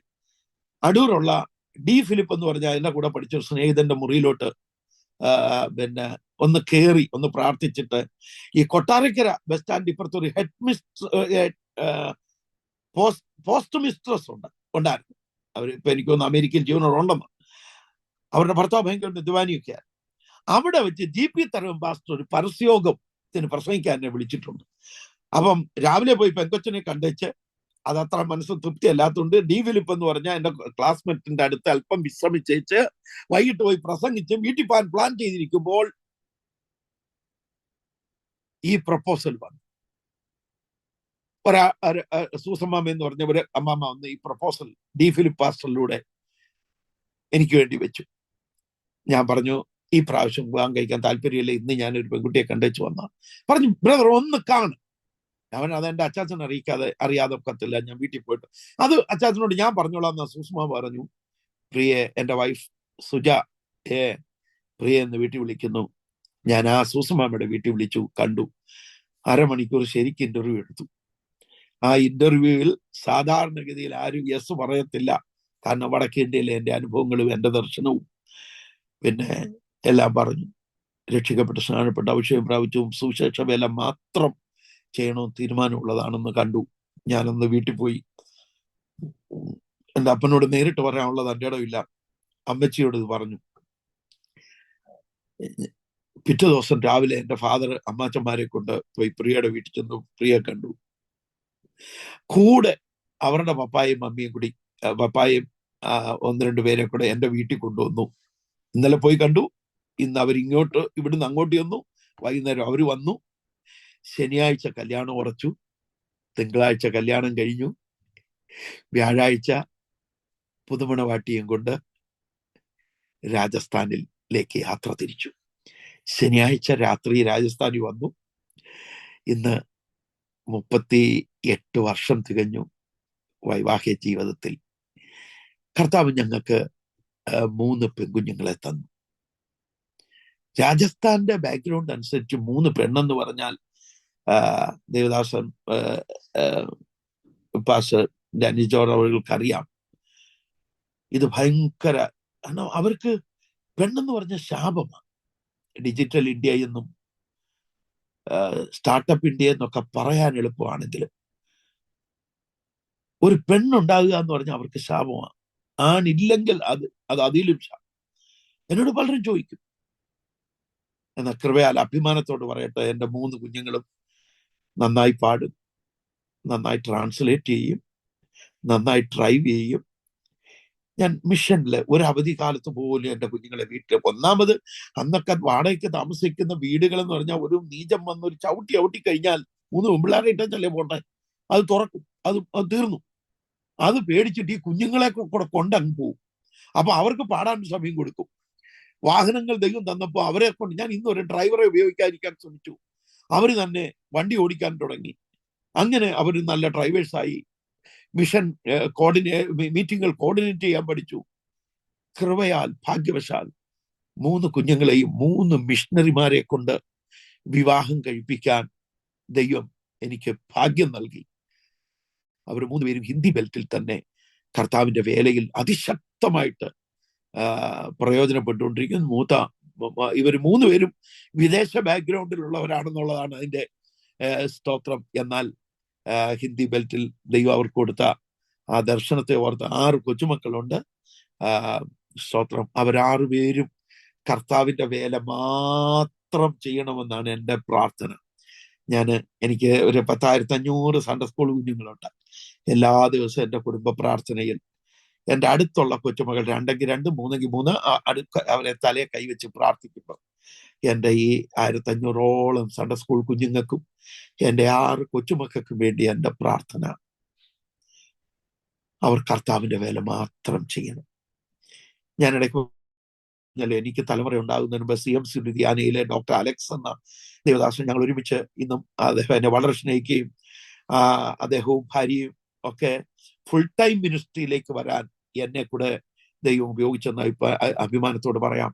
അപ്പോ ഓപ്പറേഷൻ അഗാപ്പയുടെ ആരംഭകാലങ്ങളിലൊക്കെ പാസ്റ്റേഴ്സ് മീറ്റിങ്ങിലൊക്കെ അന്ന് എന്നോട്, എൻ്റെ മൂത്ത കുഞ്ഞുണ്ടായപ്പോൾ എന്നോട് അവർക്ക് 4-5 വയസ്സുള്ളപ്പോഴായിരിക്കും, അദ്ദേഹം എന്നോട് പറയാറുണ്ട്, പാസ്റ്ററുടെ കുഞ്ഞുങ്ങളിൽ ഒരാൾക്ക് മെഡിസിന് ഞാൻ അഡ്മിഷൻ മേടിച്ചു. കാരണം പുള്ളിക്ക് വളരെ ഇൻഫ്ലുവൻഷ്യൽ ആയിട്ടുള്ള, പക്ഷെ കൃപയാൽ ഭാഗ്യവശാൽ അവരിൽ ഒരെണ്ണത്തെ പോലും അതിലാക്കാതെ കർത്താവിന്റെ വേല മാത്രം ചെയ്യുന്നതിന് അവരെ ഉത്സാഹിപ്പിക്കാൻ ദൈവം എനിക്ക് ഭാഗ്യം നൽകി. എൻ്റെ കുഞ്ഞുങ്ങൾ മിഷണറിമാരാകണം എന്ന് എനിക്ക് വളരെ ആഗ്രഹമുണ്ടായിരുന്നു. ഞാൻ കടന്നുപോയ ഒത്തിരി അഗ്നിശോധനകളും പട്ടിണി എന്ന് പറഞ്ഞ ഒരുപാട് കിടന്നെന്ന് പറയാനൊക്കത്തില്ല. ദൈവത്തിന്റെ കൃപ കൊണ്ട്. കാരണം എനിക്ക് ആൽബർട്ട് ചർച്ച് എന്നെ നല്ലപോലെ സപ്പോർട്ടീവ് ആയിരുന്നു. ഞാൻ എടുക്കുന്ന റിസ്ക് നിമിത്തം ഞെരുക്കം അനുഭവിച്ചിട്ടുണ്ടെന്നുള്ളതല്ലാതെ എൻ്റെ പെങ്ങളുടെ വിവാഹത്തിന് എനിക്ക് ഇന്നിപ്പം ഈ ഒരു കാല് കേരളത്തിൽ ഒരു കാല് വടക്കേന്ത്യയിലും ചെയ്യുന്ന മിഷണറിമാരോട് എനിക്ക് വേദനയുണ്ട്. ഞാൻ പറഞ്ഞല്ലോ 44 വർഷമായി. എൻ്റെ അപ്പൻ എനിക്ക് പൈസ അയച്ചു തന്ന് കേരളത്തിലേക്ക് വിളിക്കുമായിരുന്നു. കാലങ്ങളിൽ 4 കൊല്ലം കൂടുമ്പോഴേ ഞാൻ പോകത്തുള്ളൂ. കാരണം ഒക്കത്തില്ല. എൻ്റെ നൊമ്പരം, നമ്മുടെ ഇവിടുത്തെ പ്രവർത്തനം അലക്കത്തിയിട്ട് രാമേശ്വരത്ത് പോകാൻ ഒക്കത്തില്ലെന്ന് പറഞ്ഞ പോലെ നമ്മുടെ വടക്കേന്ത്യ സുവിശേഷീകരിക്കപ്പെടാൻ കിടക്കുമ്പോൾ നമ്മളെപ്പോഴും കേരളത്തിൽ ഇരിക്കാൻ നമുക്കൊക്കത്തില്ല. ഇന്ന് മീറ്റിങ്ങിന് വേണ്ടി ആരെങ്കിലും വിളിച്ചാൽ 2 ദിവസം താമസിച്ചാൽ ചിലപ്പോൾ മാസം 2 പ്രാവശ്യം ഫ്ലൈറ്റ് ടിക്കറ്റ് വന്ന ആൾക്കാർ കൊണ്ടുപോയിട്ടുണ്ട്. അത് വേറെ. അന്ന് ഒരു സംഭവം മാത്രം പറയാം. എൻ്റെ ഇളയ പെങ്ങള് കഴിഞ്ഞ ദിവസം അവളുടെ ഭർത്താവും 9 മാസത്തെ ഗ്യാപ്പിൽ മരിച്ചു. രാജസ്ഥാനിൽ എൻ്റെ കൂടെ സുവിശേഷീകരണത്തിൽ വളരെ പങ്കാളിത്തം വഹിച്ച ഒരു കുടുംബമാണ്. അവിടെ വിവാഹം ഞാൻ തന്നെ ആലോചിച്ചു. എൻ്റെ ചർച്ചിലെ MSc MEd ഒരു നല്ല ചെറുപ്പക്കാരനെ കൊണ്ട് അവർക്ക് വിവാഹം കഴിച്ചു. പിൽക്കാലത്ത് ഞാൻ പറഞ്ഞു അതിശക്തമായ കർത്താവിന്റെ വേലയ്ക്ക് പ്രയോജനപ്പെട്ടതാ. അപ്പൊ കല്യാണത്തിന്റെ തലേന്ന് വരെ ഞാൻ എത്തിയിട്ടില്ല. വൈകുന്നേരം ആയപ്പോ അവള് ചോദിച്ചു, അവളെ എൻ്റെ അടുത്ത് നിന്നാ പ്രാർത്ഥിച്ചു വിട്ടത്, രാജാൻ വന്നില്ലല്ലോ. അപ്പൊ എൻ്റെ അച്ചാച്ചൻ പറഞ്ഞു, അച്ചാച്ചൻ അറിയാം എൻ്റെ സ്വഭാവം, മോളെ നാളെ വെളുപ്പിലത്തേക്ക് അവനിങ് എത്തും. വെളുപ്പിലെ അവൾ രാവിലെ എണ്ണീച്ച് 6 മണിക്കോ 7 മണിക്കോ നോക്കിയപ്പോ ഞാൻ എത്തിയില്ലെന്ന് കണ്ടപ്പോ അവള് വാവിട്ടെന്നെ വിളിച്ചു, എന്റെ രാജാനില്ലെങ്കിൽ ഞാൻ ഭാഗം നടത്താൻ എനിക്ക് ഭാഗം വേണ്ട. അത്രമാത്രം അവൾ എന്നെ സ്നേഹിച്ചിരുന്നു. എനിക്ക് എത്താനൊത്തില്ല. അന്ന് 145 രൂപ 150 രൂപ മതി. എനിക്ക് കിട്ടുന്ന പൈസ മുഴുവൻ ബൈബിൾ സൊസൈറ്റി ഓഫ് ഇന്ത്യയുടെ നിന്ന് ഒരു ട്രാക്റ്റിന് 8 പൈസ. എനിക്കത് 50% 4 പൈസക്ക് കിട്ടും. 1000-2000 രൂപയുടെ ട്രാക്ട് ഡൽഹി പോയി ഇവിടുന്ന് ലോക്കൽ ട്രെയിനിൽ കയറി പോയി അവിടുന്ന് മേടിച്ച് ചാക്ക് കണക്കിന് പാക്ക് ചെയ്ത് രാജസ്ഥാനിൽ കൊണ്ടുവന്ന് ഞാൻ ഔട്ട്റീച്ചിന് പോകുന്ന എനിക്ക് എൻ്റെ പെങ്ങളുടെ വിവാഹത്തിന് പോകാൻ എൻ്റെ വെല്ലുമിച്ച് മരിച്ചു. എനിക്ക് പോകാനൊത്ത്. എൻ്റെ കുടുംബത്തിൽ പല ദുഃഖങ്ങളും നടന്നു. എനിക്ക് എത്തുവാൻ കഴിഞ്ഞില്ല. പല സന്തോഷങ്ങളും നടന്നു. എനിക്ക് എത്തുവാൻ കഴിയത്തില്ല. കാരണം ആഗ്രഹമില്ലാഞ്ഞിട്ടല്ല, അതിനുവേണ്ടി പ്രത്യേകിച്ച് മാറ്റിവെക്കാൻ പണമില്ല, അതിനുവേണ്ടി കൂടുതൽ സമയം ചെലവഴിക്കാനില്ല. നോർത്ത് ഇന്ത്യ സുവിശേഷീകരിക്കപ്പെടണമെന്നുള്ള എൻ്റെ ദുഃഖമാണ്, എൻ്റെ വേദനയാണ്. സ്തോത്രം. ഞാൻ അങ്ങനെ എൻ്റെ കുഞ്ഞുങ്ങളെയും മിഷണറിമാരാക്കാൻ ഞാൻ നോർത്ത് ഇന്ത്യയെ കുറിച്ച് നിങ്ങൾക്ക് ഇപ്പം പഞ്ചാബിലൊക്കെ നടന്ന വലിയ ഉണർവും ക്രിസ്മസ് ആഘോഷത്തിൽ ആ പെർസെൻറ്റേജ് ഓഫ് ക്രിസ്ത്യാനിറ്റി പബ്ലിക്കിൽ വന്നാണ് 15-നും 20-നും ഇടയ്ക്ക് ക്രിസ്ത്യാനിറ്റി പെർസെൻറ്റേജ് വർദ്ധിക്കപ്പെട്ടെന്ന് കേൾക്കുമ്പോൾ അത് ഭയങ്കര. ഞാൻ രാജസ്ഥാനിലെ ഇപ്പോഴത്തെ പെർസെൻറ്റേജ് ഗവൺമെന്റ് കണക്കൊക്കെ ദൈവം മാറ്റി. ഞാൻ അതിലേക്ക് പോകുന്നില്ല. അത് വടി കൊടുത്ത് അടിമേടിക്കാൻ നമ്മൾ ഒത്തിരി പരസ്യത്തിന് പോകുന്നില്ല. നിങ്ങൾ നെഗറ്റീവ് ആണെന്ന് ചിന്തിക്കുന്ന എൻ്റെ വ്യൂവേഴ്സിനോട് ഞാൻ പറയട്ടെ, കേരളത്തിൽ ഒരു ഡിസ്ട്രിക്റ്റിൽ ആവറേജ് 10,000 സഭകളുണ്ട്. ഈ കഴിഞ്ഞൊരു ദിവസം ഇവിടുന്ന് 600 കിലോമീറ്റർ, എൻ്റെ ആരോഗ്യം ഒത്തിരി പ്രശ്നങ്ങളുണ്ട്, 600 കിലോമീറ്റർ ഞാൻ യാത്ര ചെയ്ത് ബല്ലോത്ര എന്ന് പറഞ്ഞ, നിങ്ങൾ ഗൂഗിളിൽ സെർച്ച് ചെയ്യുക, ഒരു ഡിസ്ട്രിക്റ്റിൽ ഒരു ബിൽഡിംഗ് പ്രാർത്ഥനാ ഭവൻ ഉദ്ഘാടനം ചെയ്തു. അവിടെ ഞങ്ങൾക്ക് 6-7 മിഷണറിമാർ ആ സറൗണ്ടിങ് ഡിസ്ട്രിക്റ്റുകളിലായിട്ടുണ്ട്. അവർക്കുള്ള ബല്ലോത്ര ഡിസ്ട്രിക്റ്റിൽ ആകെ ക്രിസ്ത്യാനി 84. ഒരു ഡിസ്ട്രിക്റ്റിലെ ക്രിസ്ത്യാനി 84. Can you believe? ഞാനിത് ചുമ്മാ ഹവാമേ ഭേങ്കില് ഞാനിങ്ങനെ ചുമ്മാ പറയുന്നതല്ല. 84 ക്രിസ്ത്യൻസ് അവിടെ ഉള്ളത്. അവിടെ ഒരു കത്തോലിക്ക പള്ളിയില്ല, അവിടെ ഒരു മർത്തോമ പള്ളിയില്ല, ഇമ്മാനുവലിന്റെ ഒരു ചർച്ചില്ല. ആദ്യത്തെ ചർച്ച് 8 കൊല്ലം മുമ്പ് അത് റൂഫ് വാർക്കുന്നിടം പറയും 73 അടി നീളം 30 അടി വീതിയുള്ള ഒരു നല്ല ബിൽഡിങ്. അത് വാർക്കാൻ നിവൃത്തിയില്ല. എന്നിട്ട് 8 കൊല്ലം അവിടെ ഇട്ടേച്ച് ഇപ്പം ഞാൻ പോയി അത് കൃപയാൽ വളരെ മനോഹരമായി പണി തീർക്കാൻ ദൈവം മുഖാന്തരം ഒരുക്കി. ഞാൻ എന്തിനാ പറഞ്ഞതെന്ന് ചോദിച്ചു കഴിഞ്ഞാൽ, ആ ഡിസ്ട്രിക്റ്റിൽ ഇപ്പം കൂടുതൽ വന്നു കഴിഞ്ഞാൽ ഒരു 5 പാസ്റ്റർമാർ കാണും, എല്ലാ സംഘടനയും കൂടെ. കേട്ടവരെ മാത്രം കേൾപ്പിച്ചാൽ മതിയോ? അറിഞ്ഞവർ മാത്രം അറിഞ്ഞാൽ മതിയോ? ആ കേരളത്തിലേക്കാണ്, ആ ആയൂരേക്കാണ്, ആ ചെങ്കളത്തേക്കാണ്, ആ ഓയൂരേക്കാണ് ഇപ്പൊ എല്ലാവർക്കും വിഷം കിട്ടി. പുതിയ പ്രവർത്തനങ്ങളല്ല ഞാൻ പറയുന്നത്. നോർത്ത് ഇന്ത്യ വിൻ ചെയ്യാൻ ഇനിയും നമ്മൾ കാലതാമസം വരരുത്. ആർക്കും പ്രവർത്തിച്ചു കൂടാത്ത രാത്രി വരുന്നു. ഉപദ്രവമുണ്ട്, ആൾക്കാരോട് ചോദിക്കും. പക്ഷെ പടയാളിക്ക് മുറിവെന്ന് പറഞ്ഞ ഏതാണ്ട് വലിയ കാര്യമാണ്. ഈ ക്രിസ്മസിന്റെ കെറോഫിൽ സുവിശേഷം അറിയിക്കാൻ നമ്മൾ ക്രിസ്മസ് ആഘോഷമല്ല, പക്ഷെ ആ ഒരു കെറോഫിൽ, ആ പിക്ചറിൽ 10,000-കണക്കിന് സുവിശേഷ ലേഖകൾ എത്തിക്കാൻ, അനേക ആത്മാക്കളെ റീച്ച് ചെയ്യാൻ, അതിന്റെ ഇടയിലാണ് നമ്മുടെ മിഷണറിമാർ അടിയേൽക്കപ്പെട്ടത്. ഈ പ്രാവശ്യവും ഉപദ്രവിക്കപ്പെടുന്നു, ധാരാളം തല്ലുകൊണ്ടുന്നുണ്ട്. പക്ഷേ ഇതൊന്നും സുവിശേഷ വേലയെ പിന്നിലോട്ട് വലിക്കാൻ ഇടവരുത്തുന്നില്ല. പടയാളിക്ക് മുറിവ് ഒരു അവന് തിലകമാണ്, പൊട്ട എന്നാ ഞാൻ വിശ്വസിക്കുന്നത്. സുവിശേഷീകരണത്തിൽ ഇറങ്ങി എന്നെ പിന്നിലോട്ട് വലിക്കുന്ന ഒരുപാട് സംഭവങ്ങളുണ്ടായി. പുറമേ നിന്നുള്ള ഉപദ്രവങ്ങളെക്കാളും ഞാൻ മാനസികമായി സംഘർഷങ്ങൾ, എതിർപ്പുകളെ ഒത്തിരി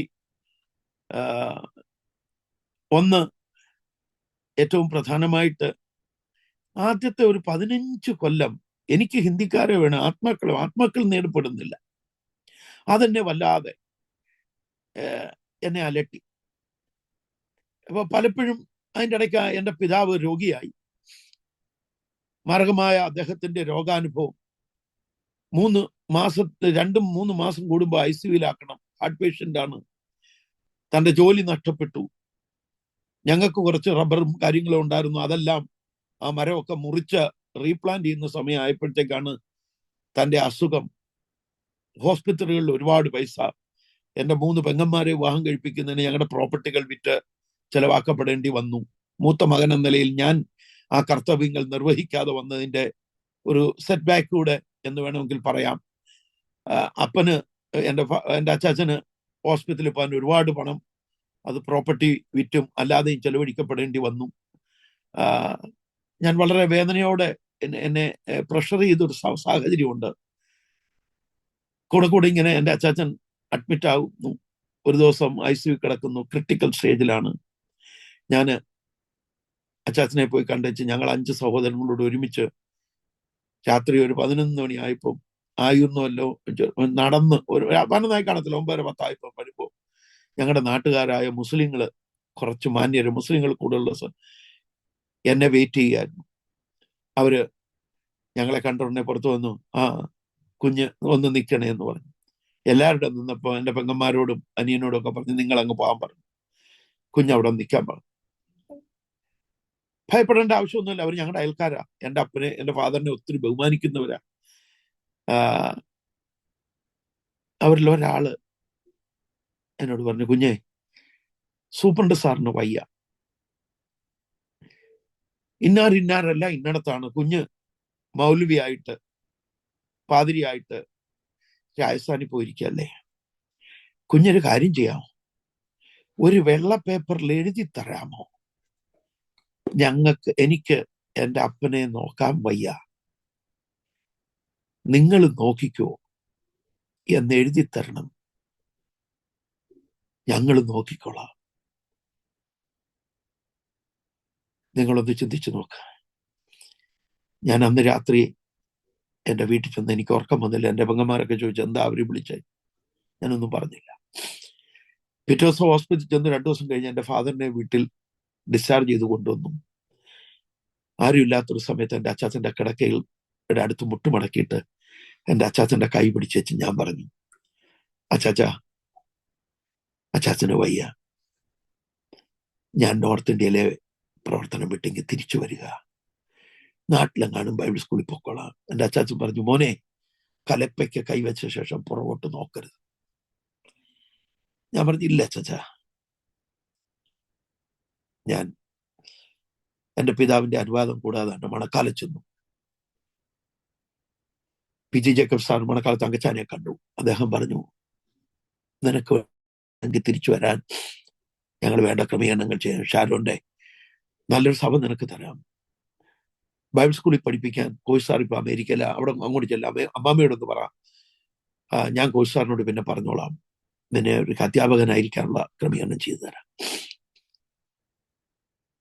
എന്ന് പറഞ്ഞിട്ട് മണക്കാലത്ത് തങ്കച്ചാൻ ഒരു കാര്യം പറഞ്ഞു, കുഞ്ഞെ, നീ വിതച്ചതിന്റെ ഫലം അനുഭവിക്കേണ്ട സമയം വന്നപ്പം നീ അതിന്റെ മണ്ട നുള്ളിയച്ചാ വരുന്നത്. ഇവിടെ നിന്നെ ഞങ്ങൾക്ക് വേണ്ടാഞ്ഞിട്ടല്ല, പക്ഷെ എന്ന് മാത്രം പറഞ്ഞു. ഞാൻ തീരുമാനിച്ചു, ഞാൻ നാട്ടിൽ വരിക. ക്യാപ്റ്റൻ എം സാമുവലിന് കത്തെഴുതി ഞാൻ നാട്ടിൽ പോവുക. ക്യാപ്റ്റൻ ജാൻ എനിക്ക് മറുപടി തന്നു, നിന്നെ പോലൊരു മിഷണറി വടക്കേണ്ടി വിട്ട് കേരളത്തിലേക്ക് പോകുന്നെന്ന് കേട്ടപ്പോൾ അച്ഛൻ എഴുതിയ പദം എവിടെയോ എന്റെ ഡയറിയിൽ എവിടെയോ ഞാൻ കത്ത് സൂക്ഷിച്ചു വെച്ചിട്ടുണ്ട്. അലറിക്കറിയാൻ, അച്ഛൻ അതാ പദവേ, അലറിക്കറിയാനേ എനിക്ക് തോന്നിയുള്ളൂ. അപ്പൊ ഞാൻ എഴുതിയായിരുന്നു, എനിക്ക് പകരം വേറൊരാളിനെ ഇവിടേക്ക് അയക്കണം. നിനക്ക് പകരം അയക്കാൻ ഇവിടെ ആരുമില്ല. നീ ആരെങ്കിലും അവിടെ ഉള്ളവരെ അഡ്ജസ്റ്റ് ചെയ്തേച്ച് നീ പൊയ്ക്കോ. നിനക്ക് പകരം വടക്കേണ്ടിക്കൊരു ശക്തനായ സുവിശേഷകനെ ദൈവം എഴുന്നേൽപ്പിക്കാൻ ഞാൻ പ്രാർത്ഥിക്കാം എന്ന് മാത്രം എഴുതി. ഒരനുഗ്രഹവും തന്നില്ല. എനിക്ക് കഴിച്ചിട്ടിറക്കാനും വയ്യ, മതിരിച്ചിട്ട് തുപ്പാനും വയ്യ. വേറൊരു ദൈവദാസനെ ഞാൻ ഏൽപ്പിച്ചു. കാര്യങ്ങളെല്ലാം സെറ്റ് അങ്ങോട്ട് ചെയ്തു. എൻ്റെ പെങ്ങന്മാരും അനിയന്മാരും ഒക്കെ നേരത്തെ അവർ സ്കൂളുകളൊക്കെ നടത്തുക. അവർ സ്കൂൾ വെക്കേഷൻ അനുസരിച്ച് നാട്ടിൽ പോകാൻ മെയ് 8-ാം തീയതിക്ക് ടിക്കറ്റ് ചെയ്തിരിക്കുന്ന അനുസരിച്ച് ഞാനും ആ കൂടെ അങ്ങ് ടിക്കറ്റ് എടുത്ത് എൻ്റെ ഒത്തിരി ലഗേജ് ഒക്കെ കൊണ്ട് പോകാമല്ലോ. മെയ് 1-ാം തീയതി രാത്രി കിടന്നുറങ്ങുമ്പോൾ ഞാനും പരിശുദ്ധാത്മാവുമായി ശക്തമായി മല്ലടിച്ചു, വാവിട്ട് കരഞ്ഞു. ഞാൻ തോറ്റു, കർത്താവ് ജയിച്ചു. ടിക്കറ്റ് ക്യാൻസൽ ചെയ്തു. സ്കൂളിൽ നിന്ന് TC കട്ട് ചെയ്ത് എൻ്റെ കുഞ്ഞിനെ കൊണ്ടുവന്ന് കുഞ്ഞുങ്ങളുടെ TC ആ സ്കൂളിൽ പോകാതെ നാണം കെട്ട് വേറെ സ്കൂളിലാക്കി. കൃപയാൽ എൻ്റെ മക്കൾ നോർത്ത് ഇന്ത്യയിൽ തന്നെ പഠിച്ചു. ഞാൻ ഇന്നും നോർത്ത് ഇന്ത്യയിലായിരിക്കുന്നു. മരിച്ചാൽ എൻ്റെ ഡെഡ് ബോഡി ലോകത്തിൽ എവിടെ വെച്ച് മരിച്ചാലും എൻ്റെ ആഗ്രഹം എൻ്റെ രാജസ്ഥാന്റെ മണ്ണിൽ ഉയർപ്പിൻ സുപ്രഭാതത്തിൽ ഈ മണ്ണിൽ നിന്ന് ഉയർക്കണമെന്നൊരു കൊതിയുണ്ട്. സ്തോത്രം. അങ്ങനെ ഞാൻ ആ തീരുമാനത്തിൽ നിന്ന് ഞാൻ പിന്മാറി. ഉപദ്രവങ്ങൾ ഒത്തിരി ഉണ്ടായിട്ടുണ്ട്. 1983 അന്ന് ഞാൻ കല്യാണം പോലും കഴിച്ചിട്ടില്ല. അൽവർ വിട്ട് സഹദേവ് എന്ന് പറഞ്ഞ ഒരു മനുഷ്യൻ, ഭരത്പൂർ ഫുലൻ ദേവിയുടെ ചമ്പക്കാടുകൾക്ക് അവിടെ ഞങ്ങൾ വേല തുടങ്ങി. ഇന്ന് പല സംഘടനകൾക്കായി 10,000-ഓളം വിശ്വാസികൾ ആ ഭാഗത്തുണ്ടെന്ന് അഭിമാനത്തോടെ പറയട്ടെ. എന്റെ കൂടെ ഉണ്ടായിരുന്ന ചില പ്രവർത്തകർ, മറ്റു സംഘടനകൾ, എവിടെയായാലും ദൈവത്തിന്റെ മഹത്വം. എന്നെ രാത്രി 11 മണിയായപ്പോൾ ഒരു നീചനായ മനുഷ്യൻ, സഹദേവ് എന്നാമന്റെ പേര്, എന്റെ മുറിക്കകത്തേക്ക് കയറി വന്നു. എന്റെ കയ്യിൽ നിന്ന് ബൈബിൾ വലിച്ചെറിഞ്ഞു. ഒരു ബിഗ് സ്റ്റോറി ഞാൻ ചുരുക്കി പറയും. അവന്റെ ദൈവത്തിന്റെ ഒരു ശിവന്റെ പേരിൽ പ്രാർത്ഥിക്കണമെന്ന് പറഞ്ഞു. 40 മിനിറ്റ് നഖം മുതൽ തലമുടി വരെ എന്തൊക്കെ ചെയ്യാം അതെല്ലാം ചെയ്തു. അവസാനം ഞാൻ അവന്റെ വാക്കിന് ഒതുങ്ങുന്നില്ല എന്ന് കണ്ടപ്പോ അവൻ എന്റെ കവിള് കുത്തിപ്പിടിച്ച് എന്റെ അണ്ണാക്കിനകത്തോട്ട് കൈയിട്ട്, നിന്റെ നാക്ക് പിഴുതുകള, ഇവിടെ ഞാൻ സഹദേവാണെങ്കിൽ നിന്നെ ഇനി യേശുവിന്റെ പേര് പറയാൻ ഞാൻ സമ്മതിക്കത്തില്ലെന്ന് പറഞ്ഞ് അവൻ എന്റെ വായിക്കാത്ത ആ നീചന്റെ ആ വലിയ കൈ എന്റെ വായിക്കകത്ത് എന്റെ കിറി വരെ പൊട്ടി. അന്ന് ഞാൻ പാസ്റ്റർ മാത്യു എന്ന ദൈവദാസന്റെ കൂടെ, അദ്ദേഹം അമേരിക്കയിൽ എങ്ങനെയോ അറിഞ്ഞു. ഞാൻ കേട്ടത് അദ്ദേഹം ബോധം കെട്ട് വീണു. ഉടനെ തന്നെ ബഥേൽ പി ജേക്കബ് എന്ന ദൈവദാസന്റെ അനുജൻ ബഥേൽ പി ജോർജ് എന്ന് ഡൽഹിയിലുണ്ട്, വേറെ ഒരു 2 ദൈവദാ ഉമ്മൻ ജോർജും ഒക്കെ ആയിട്ട് രാജസ്ഥാനിൽ വരുന്നു. ഞാൻ കൊല്ലപ്പെട്ടു എന്നാണ് അവർ വിചാരിച്ചു. OS ബേബി എന്ന ആ സഹോദരൻ ബേബിച്ചായൻ ചാന്ദഗാവ് IPC കടമനിട്ടയിലെ മെമ്പറാ. രാത്രി 11 മണിക്ക് എന്റെ മുറിക്കകത്തേക്ക് കയറി വന്ന് ഒരു 10-35 മലയാളികളും ഇന്ത്യക്കാരുടെ കയറി വന്ന് ആ നീചനായ ആ ദുഷ്ടന്റെ കയ്യിൽ നിന്ന് എന്റെ പ്രാണനെ കർത്താവ് രക്ഷിച്ചു. ഒന്നല്ല, ഒരു പ്രാവശ്യം, ഒരുപാട് അനുഭവങ്ങളുണ്ട്. ഒരു പ്രാവശ്യം ഒരു നീചനായ ഒരു മനുഷ്യൻ എന്റെ 2 കൈയിൽ നിന്ന് ഇങ്ങനെ അങ്ങോട്ട് പൊക്കി, ഇങ്ങനെ മേലോട്ട് പൊക്കിയിട്ട് 3-ാം നിലയുടെ മേളിൽ നിന്ന് താഴോട്ട്. ഞാൻ വിചാരിച്ചറിഞ്ഞു. എനിക്ക് പ്രതികരിക്കാൻ നേരം കിട്ടിയില്ല.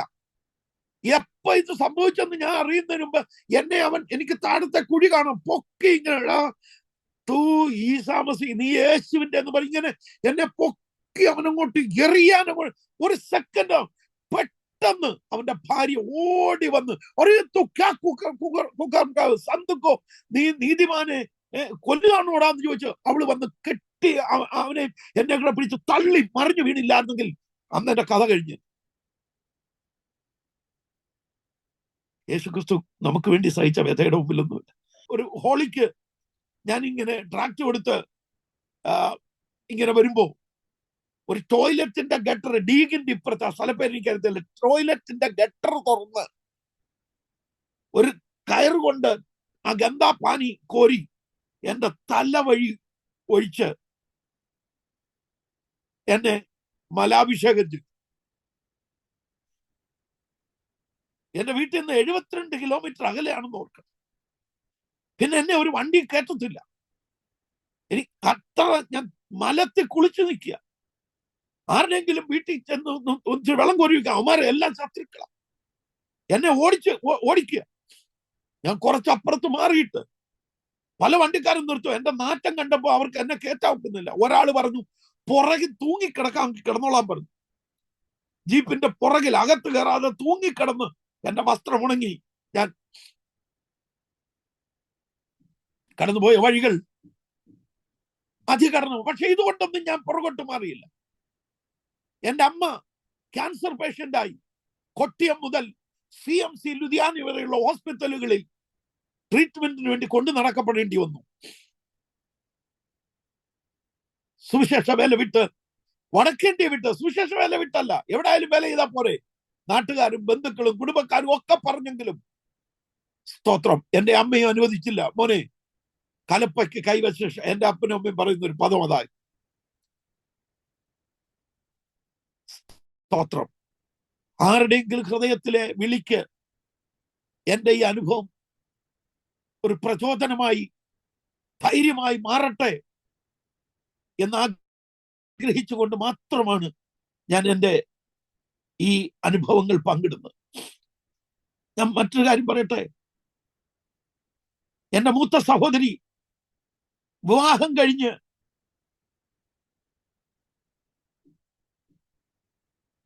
മാനസിക രോഗിയായി. കഴിഞ്ഞ 35 കൊല്ലമായി ട്രീറ്റ്മെന്റ് ചെയ്ത് മെന്റൽ ഷോക്ക് അടിപ്പിച്ച് ഇന്നും എന്റെ വീട്ടിൽ കട്ടിലിന്റെ കാലെ കെട്ടിയിട്ടേച്ചാണ്. അല്ലെങ്കിൽ കൊണ്ട് ഷോക്ക് അടിപ്പിക്കണം. പുറകോട്ട് പോകാൻ പലരും വിചാരിക്കുന്ന പോലെ നമുക്ക് കിട്ടിയെന്ന് വരത്തില്ല.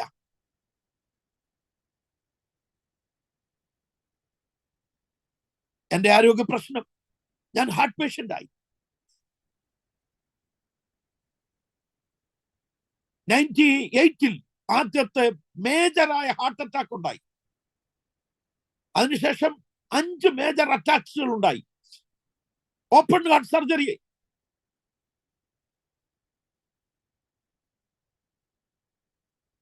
എന്റെ കുഞ്ഞുങ്ങളും, പിഞ്ചു കുഞ്ഞുങ്ങൾ, കിടക്കാടോ ഇല്ല, അനാഥത്വം, നാട്ടിലെ അവസ്ഥ അങ്ങനെ. പക്ഷെ ഒരു കാര്യം ഞാൻ പറയട്ടെ, സ്തോത്രം, ഇന്ന് കിടക്കാടവും വാഹനവും എല്ലാം ദൈവം തന്നു. ഞാൻ പഴയ അനുഭവം പറഞ്ഞു. ഈ ഹാർട്ട് അറ്റാക്ക് വന്നപ്പോൾ എന്റെ ഭാര്യ വിധവയായിത്തീരുന്നു. എന്റെ 3 പിഞ്ചു കുഞ്ഞുങ്ങൾ, ഇളയവക്ക് അന്ന് 7 വയസ്സേ ഉള്ളൂ. ഞാൻ കർത്താവിനോട് പറഞ്ഞു, എന്റെ കുഞ്ഞുങ്ങളുടെ വിവാഹം ഒന്ന് കാണാൻ പോലും എനിക്ക് ഭാഗ്യം ഉണ്ടാവും. എന്നാൽ ഇന്ന് ഞാൻ പറയട്ടെ, വിളിച്ച ദൈവം വിശ്വസ്തൻ. ആരോഗ്യ പ്രശ്നങ്ങളൊക്കെ ഉണ്ടെങ്കിലും ദൈവം എന്നെ ജീവനോടെ വെക്കുക മാത്രമല്ല, ഞാൻ ആദ്യം പറഞ്ഞ പോലെ 60 രൂപയുടെ ഒരു മുറിക്കകത്ത് തുടങ്ങിയ പ്രവർത്തനം ഇന്ന് 80-ൽ പരം മിഷണറിമാരുണ്ട്. 6 സ്റ്റേറ്റുകളിലേക്ക് പ്രവർത്തനം വ്യാപിക്കപ്പെടുവാൻ ഇടയായിത്തീർന്നു. പ്രതികൂലമുണ്ട്, കൊടുങ്കാറ്റുകളുണ്ട്. ദാനിയേലിന് വേണ്ടി ഇറങ്ങി വന്ന ദൈവം എനിക്ക് വേണ്ടി ഇറങ്ങി വന്നില്ല. സ്തോത്രം. ലൂക്കോസിന്റെ സുവിശേഷം 4-ാം അധ്യായത്തിൽ സകല പരീക്ഷയും തികച്ച ശേഷം പിശാച് അവനെ വിട്ടുപോയി. അന്നേരം 2 ദൂതന്മാർ വന്നു. നമ്മളാണ് പറഞ്ഞത്, ഇപ്പോഴെന്തിനാ ഇങ്ങോട്ടേക്ക് വന്നേ? പരീക്ഷ തുടങ്ങിയപ്പോൾ വരത്തില്ലായിരുന്നോ? സ്തോത്രം. ഞാൻ വിശ്വസിക്കുന്ന ഇങ്ങനെയാണ് ആ വാക്യത്തിൽ നിന്ന്, എന്റെ മോനെ, എനിക്ക് ദാനിയേലിന് വേണ്ടി ഇറങ്ങിച്ചെല്ലാമെങ്കിൽ, ശദ്രക്ക് വേണ്ടി ഇറങ്ങിച്ചെല്ലാമെങ്കിൽ, പൊന്നുമോന് വേണ്ടി ഇറങ്ങാൻ വയ്യാഞ്ഞിട്ടല്ല, നീ ഏകനായിട്ട് ഇവനെ ജയിക്കുമെന്ന് എനിക്ക് ഉറപ്പുണ്ടായതുകൊണ്ട് നീ ആരാണ് തെളിയിക്കപ്പെടേണ്ടത്, അത് ആവശ്യമായതുകൊണ്ട്, പാപമൊഴികെ സകലത്തിലും നമുക്ക് തുല്യമായി പരീക്ഷിക്കപ്പെടുന്ന യേശു ക്രിസ്തു നമുക്ക് മാതൃകാ പുരുഷനാകേണ്ടതിന് വേണ്ടി അവനെ തകർത്ത് കളയാൻ പിതാവിന് ഇഷ്ടം തോന്നി. അതുകൊണ്ട് നമ്മുടെ ജീവിതത്തിലെ പരീക്ഷകൾ നമ്മളെ പിൻവലിക്കാതിരിക്കട്ടെ. ഞാന് എന്നെയും എൻ്റെ കുഞ്ഞുങ്ങളെയും ഈ മിഷൻ ഫീൽഡിൽ നിർത്തിയ ദൈവത്തിന് നന്ദി പറയുകയും, ഇന്നും എന്നാൽ ആവോളം ഓടി നടന്ന് ആത്മരക്ഷയ്ക്കായി അധ്വാനിക്കാൻ ദൈവം കൃപ തരുന്നു. നിങ്ങൾ വടക്കേണ്ടി പ്രാർത്ഥിക്കണം. ഈ 44 വർഷം കഴിഞ്ഞെന്ന് വിചാരിച്ച് ഇവിടെ എല്ലാം നേടിയെന്നല്ല, ഇപ്പോഴും എനിക്ക് കുറ്റബോധമേ ഉള്ളൂ. ഞാൻ പറഞ്ഞല്ലോ, ബെല്ലോത്ര എന്ന് പറഞ്ഞ ഡിസ്ട്രിക്റ്റിൽ ആദ്യത്തെ മിഷണറി, ആകെ ആ ഒരു ഡിസ്ട്രിക്റ്റിൽ 5 മിഷണറിമാരില്ല. സ്തോത്രം. എൻ്റെ ഇപ്പോഴത്തെ നാര 5 മിഷണറിമാർ, 20 കിലോമീറ്ററിൽ ഒരു മിഷൻ ഫീൽഡ് ഉണ്ടാവണം. ആരുടെയെങ്കിലും 20 കിലോമീറ്ററിൽ ഒരു മിഷൻ ഫീൽഡ് ഉണ്ടാകണം. അത് പഞ്ചാബിൽ ഇപ്പോൾ ഉണ്ട്. ആ പഞ്ചാബിലെ ആത്മീയ കാറ്റ് എൻ്റെ രാജസ്ഥാനിൽ, സ്തോത്രം, എൻ്റെ നോർത്ത് ഇന്ത്യ ഹരിയാനയിൽ, എൻ്റെ ഗുജറാത്തിൽ, സ്തോത്രം, ദൈവം ഒന്ന് വീശട്ടെ. മധ്യപ്രദേശിൽ ഒന്ന് വീശപ്പെടട്ടെ. പ്രതികൂലമൊന്നും ഒരു വിഷയമല്ല. കൊയ്ത്തിന്റെ യജമാനനോട് കൊയ്ത്തിലേക്ക് വേലക്കാരെ അയക്കേണ്ടതിന് അപേക്ഷിക്കാം. ബെഥേൽ ഫെലോഷിപ്പിനെ ഓർത്ത് പ്രാർത്ഥിക്കണം. നിങ്ങളുടെ കണ്ണുനീർ എനിക്ക് ആവശ്യമുണ്ട്. നിങ്ങളുടെ പ്രാർത്ഥന ഞങ്ങൾക്ക് ആവശ്യമുണ്ട്. ഞാൻ പറയുന്ന ഒരു ഡിസ്ട്രിക്റ്റിൽ, ബെഥേൽ മാത്രമല്ല, ഏതെങ്കിലും മിഷൻ ഒരു ഡിസ്ട്രിക്ട് അഡോപ്റ്റ് ചെയ്യാൻ തരണം. ഒരു ഡിസ്ട്രിക്റ്റിൽ ഒരു ബൈബിൾ സ്കൂൾ ചെയ്ത് 50 ഡിസ്ട്രിക്ട് ഉണ്ട് ഇന്ന് രാജസ്ഥാൻ. എമർജൻസി ആയിട്ട് 50 ബൈബിൾ സ്കൂൾ രാജസ്ഥാനിൽ തുടങ്ങണം. രാജസ്ഥാനിൽ മൊത്തത്തിൽ 4-5 നല്ല ബൈബിൾ സ്കൂളുള്ളൂ. കേരളത്തിൽ ഒരു ഡിസ്ട്രിക്റ്റിൽ 40 ബൈബിൾ സ്കൂളുണ്ട്. വേണ്ട, ഞാൻ നെഗറ്റീവ് പറയാനല്ല, പക്ഷെ കിട്ടിയവർക്ക് തന്നെ പിന്നെയും കിട്ടത്തുള്ളൂ. ഇപ്പൊ ആർക്കെങ്കിലും മിഷൻ കിട്ടിയാലും അങ്ങോട്ടേ കിട്ടത്തുള്ളൂ. ഒന്ന് മാറ്റിയാക്കൊള്ളാം. കേൾക്കാത്തവർ നമ്മുടെ നാട്ടിലൊക്കെ ഉണ്ടല്ലോ, വിരുന്ന് കൊടുക്കുമ്പം ഒരു പ്രാവശ്യം ഇട്ട് വിളമ്പിയിട്ട് 2ാമത് വിളമ്പണമെങ്കിൽ ഇല ഇട്ടവർക്കെല്ലാം, അല്ലെ വന്നവർക്കെല്ലാം വിളമ്പണം. സുവിശേഷം കേൾക്കാത്തവർ, ഒരു പ്രാവശ്യം കേൾക്കാത്തിടത്തോളം കേട്ടവർ 2ാമത് കേൾക്കാൻ റൈറ്റ് ഇല്ല. ഈ തണുപ്പ് കാലത്തൊക്കെ സൂപ്പ് സാലുവേഷൻ ഒക്കെ ചെയ്യാൻ ഇന്ന് ഞങ്ങൾക്കൊരു ക്യാമ്പസ് ഉണ്ട്. അവിടെ ജനുവരി മാസം 10-നും 15-നും ഇടയ്ക്ക് ഒരു 60-40 തയ്യൽ മിഷൻ വെച്ച് ഗ്രാമവാസികളെ വിളിച്ചോണ്ട് വന്ന് ഒരു തയ്യൽ ടൈലറിങ് സെന്റർ അവർ വന്ന് പഠിച്ചിട്ട് 3 മാസം കഴിയുമ്പോൾ അവർക്ക് ആ മിഷനും കൊടുത്തു വിടുക. കാരണം നാളെ സുവിശേഷവുമായിട്ട് അവരുടെ വീടുകളിൽ എനിക്ക് എത്താൻ കഴിയണം. ഈ തണുപ്പത്ത് കമ്പിളിയൊക്കെ വിതരണം ചെയ്ത് എൻ്റെ മക്കൾ പോയി വിതരണം ചെയ്ത സ്പാർക്ക് ഗ്ലോബൽ അലയൻസ് എന്നുള്ള പേരിൽ ഒരു യൂത്ത് ടീം പോയി വിതരണം ചെയ്ത കമ്പിളിയുടെ മുമ്പിൽ പാസ്റ്റർ ഹൃദയഭേദകമായ ഒരു സംഭവം ഉണ്ടായി. ഒരു 10 ദിവസം മുമ്പ് ഇവിടുത്തെ ജയ്പൂരിലെ SMS ഹോസ്പിറ്റൽ, ഏറ്റവും പ്രധാനപ്പെട്ട ഹോസ്പിറ്റലിന്റെ, ജനറൽ ഹോസ്പിറ്റലിന്റെ പുറവശത്ത് ഒരു വൈഡർ റോഡുണ്ട്. ആ റോഡിന്റെ ഫുട്പാത്തിൽ 100 കണക്കിന് ആൾക്കാർ കിടപ്പുണ്ട്. അവർക്ക് കമ്പിളി കൊടുത്ത് 11-നും 2-നും ഇടയ്ക്ക് കമ്പിളി കൊടുത്തുകൊണ്ടിരിക്കുമ്പോൾ ഒരു സ്ത്രീയുടെ പുറത്ത് കമ്പിളി ഇട്ടപ്പം പെട്ടെന്ന് അവള് തലയിലെ തൊപ്പി ഒന്ന് മാറ്റി വെച്ച് ഇങ്ങനെ നോക്കി, ആരാ എന്നെ കമ്പിളി ഇട്ടെ എന്നുവെച്ചാ അവള് നോക്കിയപ്പോ ഇതൊരു മലയാളിയാന്ന് കണ്ടിട്ടുണ്ടെ അവള് ചോദിക്കുക, തും മലയാളി ചോദിക്ക, നീ മലയാളിയാണോ? ഞാനും മലയാളിയാ, മോളിന്നാ എന്റെ പേര്. അയ്യോ, എന്നിട്ട് അവള് പറയാ, അവിടെ ആ കമ്പിളി മാറ്റി വെച്ച് കാല് കാണിച്ചു. 14 കൊല്ലം മുമ്പ് ഒരു ആക്സിഡന്റിൽ എന്റെ കാല് പലതായിട്ട് ഒടിഞ്ഞെടുത്ത് ജയ്പൂർ ഫൂട്ട്, പ്രസിദ്ധമായ ഫൂട്ട് വയ്ക്കാൻ എന്നെ ജയ്പൂരിൽ കൊണ്ടുവന്ന എന്റെ അപ്പൻ ഇതുപോലൊരു തണുപ്പിന് ഞാൻ ഫൂട്ട് ഓപ്പറേഷൻ തിയേറ്ററിൽ കിടക്കുമ്പോ ഹാർട്ട് അറ്റാക്ക് വന്ന് എന്റെ അപ്പൻ മരിച്ചു. മുനിസിപ്പാലിറ്റിക്കാർ എന്റെ അപ്പനെ കുഴിച്ചിട്ടു. ഞങ്ങൾ പാവപ്പെട്ടവരാ. എന്റെ അപ്പന്റെ ഡെഡ് ബോഡി അടക്കാൻ പോലും ഇല്ല, സംവിധാനം ഇല്ലായിരുന്നു. ഞാൻ അന്നു മുതൽ ഈ തെരുവിൽ. ഓ ദൈവം നമുക്ക് തന്ന 25ന്റെ ആരംഭത്തിൽ എന്നെ ശ്രദ്ധിക്കുന്ന ദൈവമക്കളെ, ഈ അരോമ TV വ്യൂവേഴ്സ്, ദൈവം നമുക്ക് തന്ന നന്മകളെ ഓർത്ത് ദൈവത്തിന് സ്തോത്രം പറയുകയും സുവിശേഷീകരണം ആവശ്യമായ അല്ല അത്യാവശ്യമായ മേഖലകളെ ടാർഗറ്റ് ചെയ്ത് ഇവാഞ്ചലിസം, ചർച്ച് പ്ലാന്റിംഗ്, ട്രെയിനിങ് സെന്ററുകൾ, ഇതൊക്കെ സ്വപ്നം ചെയ്യാൻ, പ്ലാൻ ചെയ്യാൻ പല മിഷൻസിനും ഇത് പ്രയോജനപ്രദമാകട്ടെ. എന്നെയും എൻ്റെ കുടുംബത്തെയും ലാസ്റ്റ് ബ്രീത്ത് വരെ ഈ രാജസ്ഥാന്റെ മണ്ണിൽ അവസാനിക്കാൻ ദൈവം കൃപ തരേണ്ടതിന് നിങ്ങൾ പ്രാർത്ഥിക്കണമേ എന്നുകൂടെ ഞാൻ അപേക്ഷിക്കുന്നു. സ്തോത്രം. കോഴഞ്ചേരിയിൽ നിന്ന് കോട്ട വരെ നടന്നു വരാൻ തീരുമാനമെടുത്ത MA തോമസ് സാർ, പുനലൂർ നിന്ന് ഉദയപൂർ വരെ, സ്തോത്രം, മരിച്ചില്ലെങ്കിൽ രാജസ്ഥാനിൽ, മരിച്ചാൽ എവിടെ വെച്ച് മരിക്കുന്നു അവിടെ അടക്കണമെന്ന് പറഞ്ഞ് വന്ന ജോയ് എന്ന അപരനാമമുള്ള ഡോക്ടർ തോമസ് മാത്യു, തിരുവല്ലയിൽ നിന്ന് ലാഹോർ വരെ പോയി സുവിശേഷം അറിയിക്കാൻ പോയ MA തോമസ്,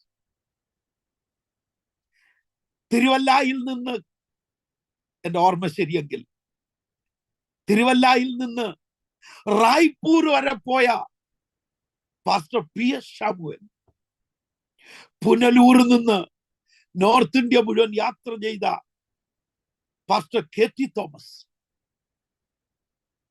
വടശ്ശേരിക്കരയിൽ നിന്ന് കാശ്മീരിലെത്തിയ ക്യാപ്റ്റൻ ഷാമുവൽ, ഹിമാലയ സനുക്കളിൽ സുവിശേഷത്തിന് വേണ്ടി എരിഞ്ഞണങ്ങിയ pastor PM Thomas, Itarsi Kurian Thomas, എത്രയെത്ര ഭക്ത ശിരോമണികൾ. അവർ നമുക്ക് പ്രോത്സാഹനമാക്കട്ടെ. ഞാനൊരു കൊച്ചു കുഞ്ഞായിരുന്നപ്പം എൻ്റെ വീടിന്റെ അടുത്ത് ഓയൂർ കുരിശുമൂടിനും ഇടയ്ക്ക് ഒരു സ്ഥലത്ത് ഞാൻ ഇങ്ങനെ കൊച്ചു കുഞ്ഞ്, ഞാൻ നോക്കിയപ്പം ഒരു കുതിരവണ്ടിയിൽ ഒരു സായിപ്പും മദാമയും കൂടെ വരുന്നു. അന്നൊക്കെ കാളവണ്ടിയൊക്കെ ഒത്തിരി ഉണ്ടെങ്കിലും കുതിരവണ്ടി, ഒരു വില്ലുവണ്ടി എന്ന് അങ്ങനെ പറയും. ഞാൻ നോക്കിയപ്പം ഒരു സായിപ്പ് ഒരു മെഗാഫോണിൽ സുവിശേഷം പറയുന്നു. ആ സായിപ്പ് ആരാണെന്ന് എനിക്കറിയത്തില്ല.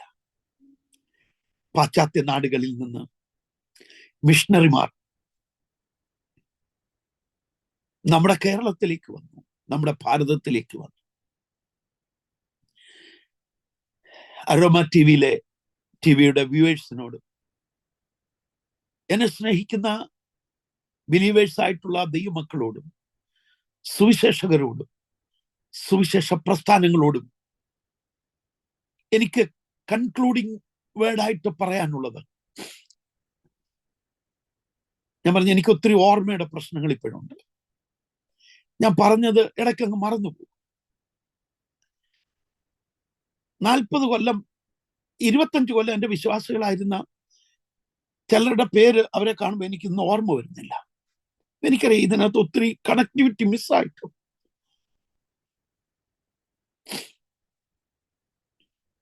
എനിക്ക് നിങ്ങളോട് പറയാനുള്ളത്, നിങ്ങൾക്ക് ഓർമ്മശക്തിയില്ലേ? നിങ്ങൾക്ക് കഴിവില്ലേ? നിങ്ങളുടെ യൗവനം പാഴാകുന്നതിന് മുമ്പ്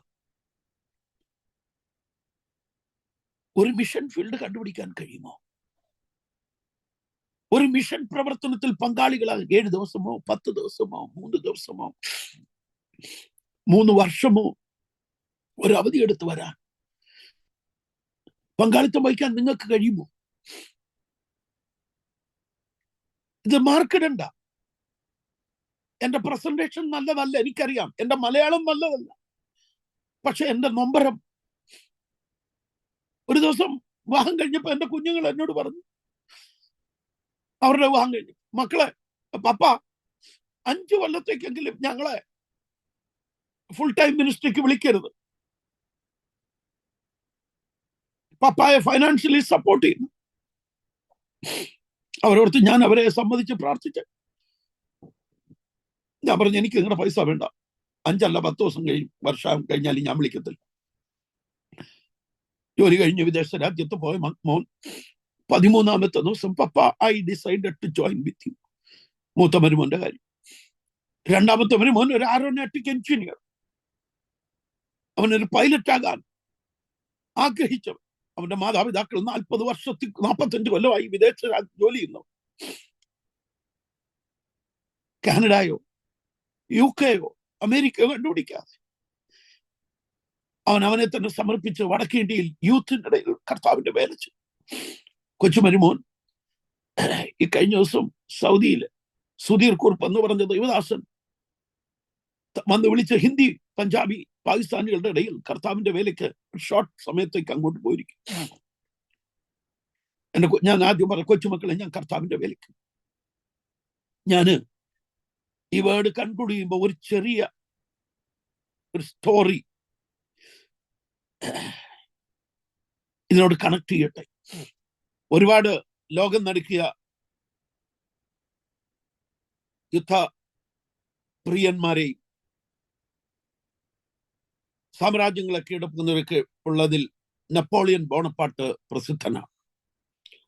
തന്റെ വെള്ളക്കുതിര അലക്സാണ്ടർ ദ ഗ്രേറ്റിനെ പോലെ എല്ലാം സാമ്രാജ്യങ്ങളിൽ ഉയർത്തിയെന്നുള്ളതിന്റെ മാപ്പ് കണ്ട് നെപ്പോളിയൻ പറഞ്ഞു, അറ്റ്ലാന്റിക് മഹാസമുദ്രത്തോട്, മഹാസമുദ്രമേ നീയും ഒരു സാമ്രാജ്യമായിരുന്നെങ്കിൽ ഞൊടിയിട കൊണ്ട് നെപ്പോളിയന്റെ പടക്കുതിരകൾ നിന്റെ മണ്ടേ ചാടിക്കേറി ഈ വൈറ്റ് ഫ്ലാഗ് വെക്കുമായിരുന്നു പറഞ്ഞു. താൻ തന്റെ വിജയ ശ്രീലാളിതയിൽ അഹങ്കരിച്ചു കൊണ്ട് എന്റെ ക്യാപ്റ്റനോട് പറഞ്ഞു, എന്റെ സോൾജിയേഴ്സ് താമസിക്കുന്ന ബാരക്കിലൂടെ കൊണ്ടുപോകണം തന്നെ വിജയത്തിലേക്ക് നയിച്ചവരെ. അങ്ങനെയൊക്കെയുള്ള കാര്യത്തിലൊന്നും വലിയ താല്പര്യമില്ലാത്ത ഇയാൾ ഇത് പറഞ്ഞത് പടയാളികളുടെ മുറിവ് കാണാൻ, പടയാളികളെ കാണാൻ, അതൊന്നും അയാൾക്കൊരു വിഷയമല്ല. പക്ഷേ സമ്മതിച്ചു. ഓരോരോ ബാരക്കിലൂടെ നെപ്പോളിയൻ വെള്ളക്കുതിരയുടെ പുറത്ത് സല്യൂട്ട് സ്വീകരിച്ചുകൊണ്ട് തന്നെ വിശ്വ നേതാവാക്കിയ ആ പടയാളികളെ കണ്ട് ഇങ്ങനെ പൊക്കോണ്ടിരിക്കുമ്പോൾ ഒരു ബാരക്കിന്റെ അവിടെ വന്നപ്പോൾ തന്റെ ക്യാപ്റ്റൻ സ്കിപ്പ് ചെയ്യുന്നത് കണ്ടു. അവിടെ അദ്ദേഹത്തെ കയറ്റാതെ, ഇവരൊക്കെ കുശാഗ്രബുദ്ധികളല്ലേ, ക്യാപ്റ്റനോട് ചോദിച്ചു, നീ എന്നെ അവിടെ സ്കിപ്പ് ചെയ്ത്? മറുപടി പറഞ്ഞില്ല. മുമ്പോട്ട് കൊണ്ടുപോകാൻ തുടങ്ങിയപ്പം അവൻ തന്റെ കുതിരയെ വലിച്ച് നിർത്തിച്ചിട്ട് ക്യാപ്റ്റനോട് പറഞ്ഞു, നിന്നെ ഞാൻ ഷൂട്ട് ചെയ്യും. Why you are skipping that barrack? ആ ബാരക്കിൽ എന്നെ എന്തുകൊണ്ട് നീ കൊണ്ടുപോയില്ല? ഉടനെ തന്റെ ക്യാപ്റ്റൻ പറഞ്ഞു, sir, that is a casualty barrack. മുറിവേറ്റ ഭടന്മാരാ സാർ അവിടോട്ട് പോകണ്ട, പോയിട്ട് കാര്യമില്ല, സല്യൂട്ട് അടിക്കാൻ അവർക്ക്. ഓ, എന്നെ അങ്ങോട്ട് കൊണ്ടുപോകാൻ പറഞ്ഞു. അച്ഛാ, സല്യൂട്ട് അടിക്കാൻ ഒക്കത്തില്ല, അതുകൊണ്ട് ഓക്കെ. താൻ ഇങ്ങനെ ആ ബാരക്കിലേക്ക് കയറിയപ്പോൾ വെള്ളക്കുതിരയെന്ന് താഴെ ഇറങ്ങി. വലത്തും ഇടത്തും രക്തപ്പുഴയ്ക്കകത്ത് പോലെ കിടക്കുന്ന പഴുത്ത ശരീരങ്ങൾ, അഴുകിയ ശരീരങ്ങൾ, ജീവൻ കിടപ്പുണ്ടെന്നേ ഉള്ളൂ, നാറ്റം സഹിക്കാൻ വയ്യ. ആരും സല്യൂട്ട് കൊടുത്താൻ എൻ്റെ ഇടയ്ക്ക് കൂടെ പോകുമ്പോ ഒരു ബെഡിൽ കൈയില്ല, 2 കൈയുമില്ല, 2 കാലുമില്ല, ചെവി രണ്ടുമില്ല, തലേ മുടിയില്ല, വായുടെ പല്ലുകളില്ല, കിറിയില്ല, മൂക്കില്ല, 2 സുഷിരം മാത്രമേ ഉള്ളൂ, കണ്ണില്ല, കണ്ണിന്റെ പുരിയുമില്ല, താടിയല്ല, ചങ്കിന്റെ കുറെ ഭാഗങ്ങളിൽ ഒരു മാംസ കഷ്ണം ഇങ്ങനെ കിടക്കുന്നു. നെപ്പോളിയൻ ആ ബെഡിന്റെ അടുക്ക ചെന്ന് ആ ബെഡിൽ കിടക്കുന്ന മനുഷ്യനെ തൊട്ട് മുട്ടുമടക്കി അവന്റെ ചെവിയിലോട്ട് പറഞ്ഞു. ചെവിയുടെ ഭാഗത്ത് ഒരു കുഴിയുണ്ട് കേട്ടോ, ഏതോ ബോംബോ സംതിങ് ലൈക്ക് ദാറ്റ്, കെമിക്കലോ വല്ലോ വീണു. അവന്റെ ചെവിയോടെ ഭാഗത്തോട്ട് ഇങ്ങനെ തല വെച്ച് പറഞ്ഞു, my soldier, you lost your leg, eyes, hands, hair, nose, ears, teeth, everything. You lost it.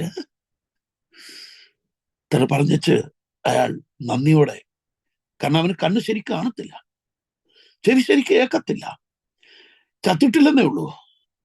ആ മാംസപിണ്ഡത്തെ ഒന്ന് നോക്കി, അവന്റെ മുഖത്തെ ആ വൈകാരിക നോക്കി, പെട്ടെന്ന് ആ മാംസപിണ്ഡം ഉള്ള ശ്വാസം എല്ലാം കൂടെ ഒന്ന് വലിച്ചേച്ച് ഗൗരവത്തിൽ പറഞ്ഞു, no, not I lost, but I gave to my Napoleon.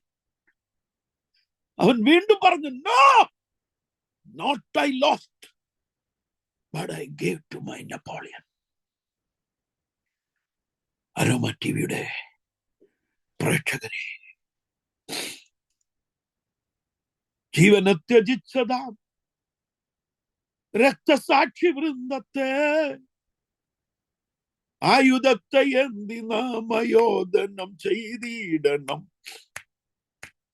ആയുധത്തെ എന്തി നാം അയോധനം ചെയ്തിടണം, പദം പദം ഉറച്ചു നാം, പദം പദം ഉറച്ചു നാം ക്രൂശും ഏന്തി പോകണം, ജീവനെങ്കിൽ ജീവൻ വച്ച് ഭാരതം നേടിയിടണം, ജീവനെങ്കിൽ ജീവൻ വച്ച് ഭാരതം നേടിയിടണം.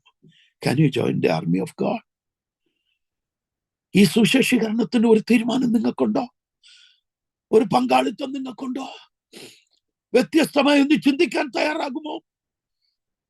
പോകാത്തൊരു സ്ഥലത്തേക്ക് പോകാൻ, അയക്കാത്തൊരു സ്ഥലത്തേക്ക് പോകാൻ, കൊടുക്കാത്തൊരു സ്ഥലത്തിന് വേണ്ടി കൊടുക്കുവാൻ, മിഷണറിമാരില്ലാത്തൊരു സ്ഥലത്തെ സ്പോൺസർ ചെയ്യുവാൻ. ഒരു പക്ഷേ ഞാൻ ചോദിക്കട്ടെ, ഈ സൗദിയിൽ എൻ്റെ കുഞ്ഞുങ്ങൾ അവിടെ ആയിരുന്നുകൊണ്ട് ഞാൻ ഹജ്ജ് സമയത്ത് ഞാൻ അവിടെ ആയിരുന്നു. ഈ ഹജ്ജിന് ബഗ്ദാദില് ഉന്തിനും തള്ളിനും എന്റെ ഓർമ്മ ശരിയെങ്കിൽ 4000 പേരാ മരിച്ചത്. ആർക്കും ഒരു പരാതിയില്ല. അവർക്ക് അങ്ങനെ മരിക്കുന്നത് പുണ്യമായിട്ട്. ഇന്ത്യയിൽ മഹാകുംഭയ്ക്ക് ഉള്ള ഒരുക്കങ്ങൾ പ്രയാഗരാജ് എന്തോ യുപിയിലെ സ്ഥലപ്പേരെല്ലാം മാറ്റിയല്ലോ, അതുകൊണ്ട് ഇപ്രാവശ്യം അവിടെ വെച്ചാണല്ലോ. അതിനുള്ള ഭയങ്കര ഒരുക്കങ്ങൾ ഇന്നലെ പേപ്പറുകളിലെല്ലാം അതിന്റെ ഭയങ്കര സ്കൈ വ്യൂ ഒക്കെയാണ്. കുറച്ചും ഒരു 10-100 പേരെങ്കിലും ബഗ്ദാദിൽ ചാവും. അവരുടെ ഡെഡ് ബോഡി വീട്ടിൽ കൊണ്ടുപോകത്തില്ല, ആ സ്ഥലത്ത് എറിഞ്ഞു കൊടുക്കുക. പിണറായി വിജയന് വേണ്ടി മരിക്കുവാൻ, രാഹുൽ ഗാന്ധിക്ക് വേണ്ടി മരിക്കുവാൻ, പ്രിയങ്ക ഗാന്ധിക്ക് വേണ്ടി മരിക്കുവാൻ, മോദിക്കും അമിത് ഷായ്ക്കും വേണ്ടി മരിക്കുവാൻ, സച്ചിൻ പൈലറ്റിന് വേണ്ടി മരിക്കുവാൻ, അമൃതാനന്ദമയ്ക്ക് വേണ്ടി മരിക്കാൻ എത്ര പേര് തയ്യാറാകുന്നു? എന്നാൽ നമ്മുടെ യേശുവിന് വേണ്ടി മരിക്കാൻ ആരെങ്കിലും ഒന്ന് തയ്യാറാകുമോ? ഒരുവനെ ഞാൻ വിഭാനിച്ചാൽ തന്നെ താൻ തെറ്റിച്ചെന്ത ക്രൂശെടുത്ത് ഒരു കാല് കേരളത്തിൽ, ഒരു കാലം ഇവിടെ വെക്കാനാണ്. ഇതാ ഞാൻ പോകുന്നു. ഇറാഖ് യുദ്ധ സമയത്ത് അമേരിക്കയിൽ നിന്ന് നല്ല രക്തം തുളുമ്പുന്ന കവിളുള്ള ആ നല്ല സുന്ദരക്കുട്ടന്മാരെ അവിടുത്തെ ഗവൺമെന്റ് യുദ്ധത്തിന് വേണ്ടി വിട്ടു. ഞാൻ ക്ലോസ് ചെയ്യട്ടോ. യുദ്ധത്തിന് വേണ്ടി വിട്ടു. ലോകത്തിലെ ഏറ്റവും ലക്ഷറി ഫ്ലൈറ്റ്, സ്പെഷ്യൽ ഫെസിലിറ്റികൾ, 5 സ്റ്റാർ ഫെസിലിറ്റിയിലാണ് അവരെ കൊണ്ടുവന്ന ആ ഫ്ലൈറ്റ്. അതിന്റെ സുഖസവിധം, ആർഭാടങ്ങൾ, ക്ലബുകൾ, ഡാൻസ്, എന്തൊക്കെ ഡ്രിങ്ക്സ്, എല്ലാം അതെല്ലാം കൊടുത്തതിന് ശേഷം ആ ഫ്ലൈറ്റിന്റെ ഫെസിലിറ്റി എല്ലാം കാണിച്ചിട്ട് മീഡിയക്കാർ അന്ന് മറച്ചു വെച്ചിരുന്ന പിന്നും വെളിപ്പെട്ടു. അതേ ഫ്ലൈറ്റിൽ ഓരോരുത്തരുടെ സീറ്റിന്റെ കീഴിൽ അമേരിക്കൻ സ്റ്റാൻഡേർഡിലുള്ള ഒരു കാഫിൻ ബോക്സ് വെച്ചിരുന്നു. നിങ്ങൾക്ക് സുഖ സൗകര്യങ്ങൾ തന്ന് ഇറാഖിലേക്ക് നിങ്ങളെ വിടുന്നത് സുഖിച്ചു മടങ്ങി വരാനല്ല, ഈ ദൗത്യത്തിൽ നിങ്ങളുടെ പ്രാണൻ കൊടുക്കേണ്ടി വന്നാൽ നിങ്ങൾ ഇരുന്ന സീറ്റിൽ നിങ്ങളുടെ കഫിൻ ബോക്സ് വെച്ചിട്ടുണ്ട്. ഞാൻ എന്റെ വാക്കുകൾ അവസാനിപ്പിക്കുമ്പോ, ഇന്ന് ഈ മിഷണറി ചലഞ്ച് ആർക്കും ഇഷ്ടപ്പെടുമില്ല. സൗകര്യമുള്ളതുപോലെ സൗകര്യമുള്ളപ്പം ഒത്ത ചെയ്യാനുള്ള കർത്താവുമായിട്ട് ഉടമ്പടി ചെയ്ത് ഒരു മിഷണറി ആകാൻ ഇന്ത്യൻ ഹിസ്റ്ററിക്കകത്ത് അങ്ങനെ കിടപ്പില്ല. എത്രയോ സായിപ്പന്മാര് അവരുടെ ഡെഡ് ബോഡി പോലും തിരിച്ചുവിടാൻ സാവകാശമില്ലാതെ പോയോ, ആഗ്രഹിക്കാതെ പോയോ. ഒരു തീരുമാനമെടുക്കൂ. ഉറക്കെ കരയാൻ തോന്നുന്നെങ്കിൽ, വാവിട്ട് നിലവിളിക്കാൻ തോന്നുന്നെങ്കിൽ, ഞാൻ വില്യം കേറിയുടെ ചരിത്രവും ഡേവിഡ് ലിവിങ്സ്റ്റന്റെ ചരിത്രവും ഒക്കെ വായിച്ചു. ഞാൻ പലയിടത്തും മിഷൻ ചലഞ്ചിൽ ഡേവിഡ് ലിവിങ്സ്റ്റന്റെ പുറകിൽ നിന്ന് വന്ന ആഞ്ഞും തന്റെ ഒരു വന്യമൃഗം പറിച്ചെടുത്ത സ്ഥലം അഴുകി തന്റെ കണ്ണ് കുറ്റി കയറി വലിച്ചെടുത്തു. തന്റെ ഡെഡ് ബോഡി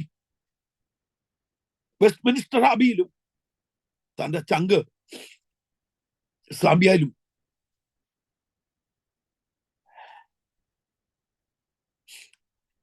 എന്റെ വ്യൂവേഴ്സിനെ, അരോമ ടിവിയുടെ വ്യൂവേഴ്സിനെ പരിശുദ്ധാത്മാവ് നിർബന്ധിക്കട്ടെ. വടക്കേണ്ടി എന്ന് നിലവിളിക്കാം, നഷ്ടപ്പെട്ട ആത്മാക്കളെ എന്ന് നിലവിളിക്കാം. പ്രോപ്പർട്ടി വാങ്ങാനല്ല പ്രോപ്പർട്ടി വിൽക്കാം, വീട് വെക്കാനല്ല വീട് വിൽക്കാം, കഴിക്കാനല്ല പട്ടിണി കിടക്കാം. ആർക്കെങ്കിലും ഈ നൊമ്പരം ഏറ്റെടുക്കാൻ പരിശുദ്ധാത്മാവ് നിയോഗം നൽകുന്നെങ്കിൽ ഈ ദൗത്യത്തിൽ ഞാൻ ധന്യനാകുന്നു. എന്നെയും ബഥേൽ ഫെലോഷിപ്പിന്റെ പ്രവർത്തനത്തെയും ഓർത്തു പ്രാർത്ഥിക്കണമേ. ഒരു തീരുമാനമെടുക്കാതെ സ്തോത്രം പിന്നേക്ക് മാറ്റിവെക്കുന്നത്. മറിയ പറഞ്ഞ പോലെ, നിന്റെ ദാസി ഇതാ, നിന്റെ ദാസി നിന്റെ വാക്കുപോലെ ഭവിക്കട്ടെ. ഏൽപ്പിച്ചു കൊടുക്കാമെങ്കിൽ, തീരുമാനമെടുക്കാമെങ്കിൽ അത് വലിയ വ്യത്യാസങ്ങൾ ഉണ്ടാക്കും. God bless you. Amen, amen, amen, amen. Thank you. ദൈവം എത്ര നല്ലവൻ എന്ന ജീവിതത്തിൽ രുചിച്ചറിഞ്ഞ ഏതൊരു വ്യക്തിക്കും ദൈവസന്നിധിയിൽ കണ്ണുനീരോടെ അല്ലാതെ ദൈവം നടത്തുന്ന വഴികളെ ഓർക്കുവാൻ, ദൈവസന്നിധിയിലായിരിക്കുവാൻ കഴിയുകയില്ല. സ്തോത്രം. ഞങ്ങളെ കേട്ടുകൊണ്ടിരിക്കുന്ന അരോമ ടിവിയുടെ പ്രേക്ഷകരോടൊപ്പം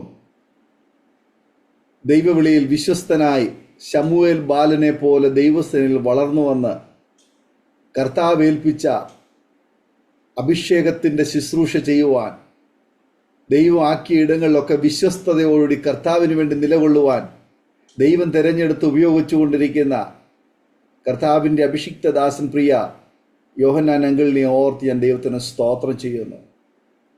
എല്ലാം ഉണ്ടായിരുന്നിട്ടും ഒന്നുമില്ലാത്തവനെ പോലെ കടന്നുപോയ കഷ്ടതയുടെ അനുഭവങ്ങൾ, എത്രയോ ജീവിത സാഹചര്യങ്ങളിൽ പിന്മാറിപ്പോകാമായിരുന്ന ജീവിത അനുഭവങ്ങളൊക്കെ ജീവിതത്തിൽ കടന്നു വന്നപ്പോഴും ആ ക്രൂശിലെ സ്നേഹം,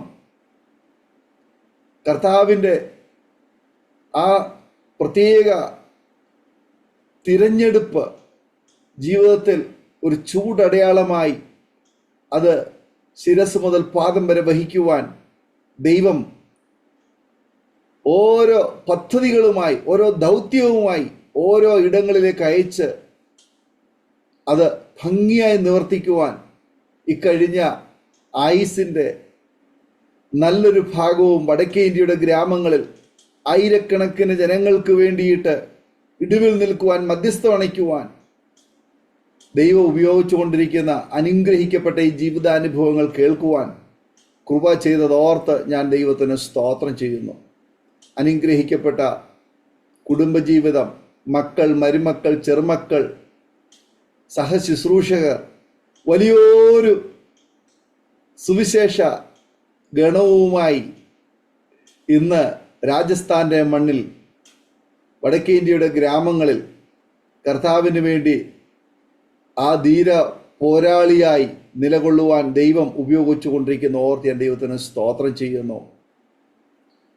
നിത്യതയിൽ വിശ്രമിക്കുന്ന കർത്താവിൻ്റെ വിലപ്പെട്ട ദാസന്മാർ, ആദരണീയനായ ക്യാപ്റ്റൻ ശാമുവേൽ സാർ, ആശാര്യ ഉപദേശി, പ്രമുഖരായ പ്രശസ്തരായ ദൈവ അഭിഷിക്തന്മാരുടെ കൈവെപ്പ്, അവരുടെ ആത്മീയ ആ ഒരു പ്രോത്സാഹനം, ഇവയൊക്കെ ജീവിതത്തിൽ അതിൻ്റെ തീഷ്ണത ഒട്ടും കുറയാതെ ഇന്നും ആ പകർന്നതായ ആ വെളിച്ചം, ഏലിയാവിൻ്റെ പുതപ്പ് എലീശയുടെ മേൽ വീണ് ഒരു ഇരട്ടി അഭിഷേകം എലീശയുടെ മേൽ പകർന്നതുപോലെ, അതെ, കേരളത്തിൽ നിന്ന് വടക്കേ ഇന്ത്യയിലേക്കും ലോകത്തിൻ്റെ വിവിധ ഇടങ്ങളിലേക്കും ദൈവം അയച്ച് ആ ദൗത്യം പൂർത്തീകരിക്കുവാൻ ദൈവം അവസരങ്ങളെ ഒരുക്കി തന്നു എന്ന് കേൾക്കുവാൻ കഴിഞ്ഞു. ഒത്തിരി സന്തോഷം. പിന്നെയും സർവശക്തനായ ദൈവത്തിൻ്റെ ആ ശ്രേഷ്ഠമൊരു ശുശ്രൂഷ വിഘ്നം കൂടാതെ അത് പൂർത്തീകരിക്കുവാൻ ദൈവം ആയുസ്സും ആരോഗ്യവും അവസരങ്ങളും ഇനിയും തരട്ടെ എന്ന് ഞങ്ങളും ആഗ്രഹിക്കുകയും ആശംസിക്കുകയും പ്രാർത്ഥിക്കുകയും ചെയ്യുന്നു. ഞാൻ ഓർക്കുകയായിരുന്നു, കേരളത്തിൽ നിന്ന് അത്യാവശ്യം ജീവിക്കാൻ ചുറ്റുപാടുകളും നല്ല അനുകൂലമായ സാഹചര്യങ്ങളും ഒക്കെ ഉണ്ടായിരുന്നപ്പോൾ ആ സാഹചര്യത്തിൽ വേണമെങ്കിൽ ജീവിച്ച് ആ പിതാവിൻ്റെ പാത പിന്തുടർന്ന് ലോകപ്രകാരം ജീവിക്കാമായിരുന്ന ഒരു ഒരു ഒരു പശ്ചാത്തലം ജീവിതത്തിലുണ്ടായി. അങ്ങനെയായിരുന്നു എങ്കിൽ ഇന്ന് ഒരുപക്ഷെങ്കിൽ ഒരു മദ്യപാനിയായിട്ടോ ലോകപ്രകാരം ജീവിക്കുന്ന ഒരു ജീവിതം നയിച്ച് ഒരുപക്ഷെങ്കിൽ ഇന്ന് ജീവിച്ചിരിക്കുമോ എന്ന് പോലും പറയാൻ കഴിയത്തില്ല. അങ്ങനെ ഈ ലോകത്ത് നിന്ന് ഒരുപക്ഷെങ്കിൽ മാറ്റപ്പെടാമായിരുന്നു. എന്നാൽ അങ്ങനെയൊക്കെ ഉണ്ടാകാമായിരുന്ന സാഹചര്യത്തിൽ നിന്ന് വളരെ ചെറുപ്പത്തിൽ തന്നെ ഞാൻ ശ്രദ്ധിച്ചു, 8-ാമത്തെ വയസ്സിൽ ആമേൻ കേട്ടതായ ആ ദൈവ വിളി, 13-ാമത്തെ വയസ്സിൽ പ്രാപിച്ചതായ അഭിഷേകം, തുടർന്ന് സ്നാനക്കുളത്തിലേക്ക് ഇറങ്ങുന്നു, തുടർന്ന് ദൈവവചനം പഠിക്കുവാൻ വേണ്ടി പോകുന്നു, തുടർന്ന് വടക്കേ ഇന്ത്യയുടെ ഗ്രാമങ്ങളിലേക്ക് സുവിശേഷ ദൗത്യവുമായിട്ട് ഇറങ്ങിപ്പുറപ്പെടുന്നു. എങ്ങോട്ടൊന്നില്ലാതെ യാത്ര പുറപ്പെട്ട് എല്ലാറ്റിനും ഒരു ക്രമീകരണം ചെയ്യുവാൻ ദൈവം തിരഞ്ഞെടുത്തല്ലോ. ആ തിരഞ്ഞെടുപ്പിനായി ഞാൻ ദൈവത്തിന് സ്തോത്രം ചെയ്യുന്നു. നമ്മൾ ഇറങ്ങിത്തിരിക്കുമ്പോൾ നമുക്കറിയത്തില്ല എന്ത് ചെയ്യണം, എവിടെ ചെന്ന് അവസാനിക്കും? എന്നാൽ മുന്നമേ സ്വർഗത്തിലെ ദൈവം എല്ലാം മുൻ നിർണയപ്രകാരം പദ്ധതികളെ ക്രമീകരിച്ചു. ഇന്ന് അതെല്ലാം അതിൻ്റെ പൂർണ്ണതയിലേക്ക് എത്തിച്ചേർക്കുവാൻ കർത്താവ് കൃപ ചെയ്തല്ലോ. ആമേൻ. ഈ ദൗത്യം തുടർന്ന് മുന്നോട്ട് കൊണ്ടുപോകാൻ കർത്താവ് സഹായിക്കുമാറാകട്ടെ എന്ന് ഞങ്ങൾ ആഗ്രഹിക്കുന്നു. ഞങ്ങളെ കേട്ടുകൊണ്ടിരിക്കുന്ന അരോമ ടിവിയുടെ ശ്രോതാക്കളെ, വടക്കേ ഇന്ത്യയിലേക്ക് സുവിശേഷ ദൗത്യവുമായി ഒരു കാലഘട്ടത്തിൽ ഓരോ ഭവനത്തിൽ നിന്ന് മാതാപിതാക്കന്മാർ അവരുടെ മക്കളെ അയക്കുമായിരുന്നു. അവരെ പറഞ്ഞ് പ്രോത്സാഹിപ്പിച്ച് അയക്കുമായിരുന്നു. ബൈബിൾ സ്കൂളിൽ ദൈവവചനം പഠിക്കുവാൻ പറഞ്ഞു വിടുമായിരുന്നു. അവിടെ വെച്ച് അവർ തീരുമാനമെടുത്ത് വടക്കേ ഇന്ത്യയിലേക്ക് പോകുമായിരുന്നു. ഞാൻ എൻ്റെ അനുഭവം പറഞ്ഞു കഴിഞ്ഞാൽ, സ്തോത്രം, എൻ്റെ പിതാവ് എന്നെ സുവിശേഷ വേലയ്ക്ക് വേണ്ടി സമർപ്പിച്ചു. അത് ഞാൻ ശിരസ വഹിച്ചു. ഞാൻ ദൈവവചനം പഠിച്ചുകൊണ്ടിരിക്കുന്ന സമയത്താണ് വടക്കേ ഇന്ത്യൻ ഗ്രാമങ്ങളെക്കുറിച്ചുള്ളതായ ഒരു മിഷണറി ചലഞ്ച് മെസ്സേജ് എനിക്ക് കേൾക്കുവാൻ കഴിഞ്ഞത്. അവിടെ വെച്ച് ഞാൻ തീരുമാനമെടുത്തു, ഞാൻ സമർപ്പിച്ചു. ആ ബൈബിൾ സ്കൂളിൽ നിന്ന് ഗ്രാജുവേഷൻ കഴിഞ്ഞപ്പോൾ തന്നെ ഞാൻ ആദ്യം പോയത് രാജസ്ഥാനിലേക്കാണ്. സ്തോത്രം. ആ രാജസ്ഥാനിൽ ചില നാളുകൾ കർത്താവിൻ്റെ വേലയിലായിരിക്കുവാൻ, ഒരു മിഷണറി ദൗത്യം ചെയ്യുവാൻ കർത്താവ് എനിക്ക് കൃപ ചെയ്തു. അവിടെ നിന്ന് ഒറീസയിലേക്കും മധ്യപ്രദേശിലേക്കും ഉത്തർപ്രദേശിലേക്കും വടക്കേ ഇന്ത്യയുടെ വിവിധ ഗ്രാമങ്ങളിലേക്ക് ചില വർഷങ്ങൾ സുദീർഘമായി കർത്താവിൻ്റെ വേലയിലായിരിക്കാൻ എനിക്ക് കർത്താവ് കൃപ ചെയ്തു. പിന്നത്തേതിൽ മഹാരാഷ്ട്രയിലും ഇപ്പോൾ ഗുജറാത്തിലും കർത്താവിൻ്റെ വേലയുള്ള ബന്ധത്തിലായിരിക്കാൻ ദൈവം എനിക്ക് കൃപ ചെയ്തുകൊണ്ടിരിക്കുന്നു. ദീർഘമേറിയ ഈ വർഷങ്ങളൊക്കെ ജീവിതത്തിൽ ഒരുപാട് അനുഭവങ്ങളിലൂടെ കർത്താവ് എന്നെയും വഴി നടത്തി. ഞങ്ങളെ കേട്ടുകൊണ്ടിരിക്കുന്ന അരോമ ടിവിയുടെ ശ്രോതാക്കളെ, നിങ്ങൾക്ക് കർത്താവ് ഒരു പ്രേരണ തരുന്നുവെങ്കിൽ വടക്കേ ഇന്ത്യയിലേക്ക് സുവിശേഷ ദൗത്യവുമായി ഒരുപാട് വെല്ലുവിളികളുണ്ട്. എന്നാൽ കർത്താവിന് വേലക്കാരെ ആവശ്യമുണ്ട്. കൊയ്ത്തിനായി വയലുകൾ വിളഞ്ഞു കിടക്കുന്നു. വേലക്കാരെ അയക്കേണ്ടതിന് കർത്താവ് ഇന്നും വിളിച്ചുകൊണ്ടിരിക്കുന്നു. ആർ പോകും? ആർ തയ്യാറാകും? കർത്താവിൻ്റെ വയൽ പ്രദേശത്തേക്ക് ഇറങ്ങുവാൻ ചില പ്രിയപ്പെട്ടവര് മിഷണറി ദൗത്യവുമായിട്ട് മുന്നോട്ട് വരേണ്ടതിന് വേണ്ടി ഈ സാക്ഷ്യം നിങ്ങൾക്ക് പ്രചോദനമേകട്ടെ എന്ന് ഞങ്ങളും ആഗ്രഹിക്കുന്നു, ആശംസിക്കുന്നു, പ്രാർത്ഥിക്കുന്നു. നമ്മളായിരിക്കുന്നിടത്ത് ഒരു നിമിഷം കണ്ണുകളെ അടയ്ക്കാം, ഹൃദയങ്ങളെ ഏകാഗ്രമാക്കാം, ദൈവത്തിന് പ്രാർത്ഥിക്കാം. കർത്താവേ, എന്നെ അയക്കണമേ, എൻ്റെ തലമുറ അയക്കണമേ എന്ന് നമുക്ക് പ്രാർത്ഥിക്കാം. അതിന് കഴിയുന്നില്ല എങ്കിൽ പോകുവാൻ തയ്യാറാകുന്നവരെ പ്രോത്സാഹിപ്പിക്കാം, ചെയ്യാൻ കഴിയുന്ന സഹായങ്ങൾ ചെയ്യാം, പ്രാർത്ഥിക്കാം. നാം ഒരുമിച്ച് സ്തോത്രം ചെയ്ത് പ്രാർത്ഥിക്കുമ്പോൾ ശ്രോതാക്കൾക്ക് വേണ്ടി കർത്താവിൻ്റെ വിലപ്പെട്ട ദാസൻ ഒരു നിമിഷം ചുരുക്കം വാചകങ്ങൾ നമ്മെ പ്രാർത്ഥനയിൽ സഹായിക്കും. പ്രാർത്ഥിക്കാം. Thank you pastor. Once again ഹൃദയംഗമായിട്ട് അരോമ ടി വി വ്യൂവേഴ്സിന് ഹൃദയംഗമായ നന്ദി അറിയിക്കുന്നു. നമുക്ക് പ്രാർത്ഥിക്കാം. ഞങ്ങളുടെ കർത്താവേ, അവൻ നമ്മോട് സംസാരിച്ചുകൊണ്ടിരുന്നപ്പോൾ നമ്മുടെ ഉള്ളത്തിൽ കത്തിക്കൊണ്ടിരുന്നില്ലേ?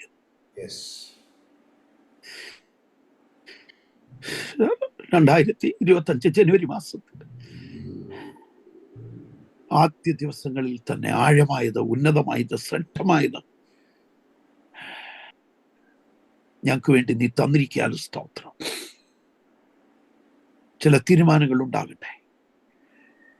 പോകണോ വേണ്ടയോ എന്നല്ല, പോകാൻ. അയക്കണോ വേണ്ടോ എന്നല്ല, അയക്കാൻ. കൊടുക്കണോ വേണ്ടേ എന്നല്ല, കൊടുക്കാൻ. നിന്റെ ജനത്തിന് കർത്താവേ സ്തോത്രം, തീരുമാനത്തിലേക്ക് നടത്തപ്പെടുന്ന ഒരു പരിശുദ്ധാത്മാവിന്റെ മൂവ്മെന്റായി ഈ മൂവ്മെന്റിനെ തീർക്കണമേ. യേശുവിന്റെ അധികാരമുള്ള നാമത്തിൽ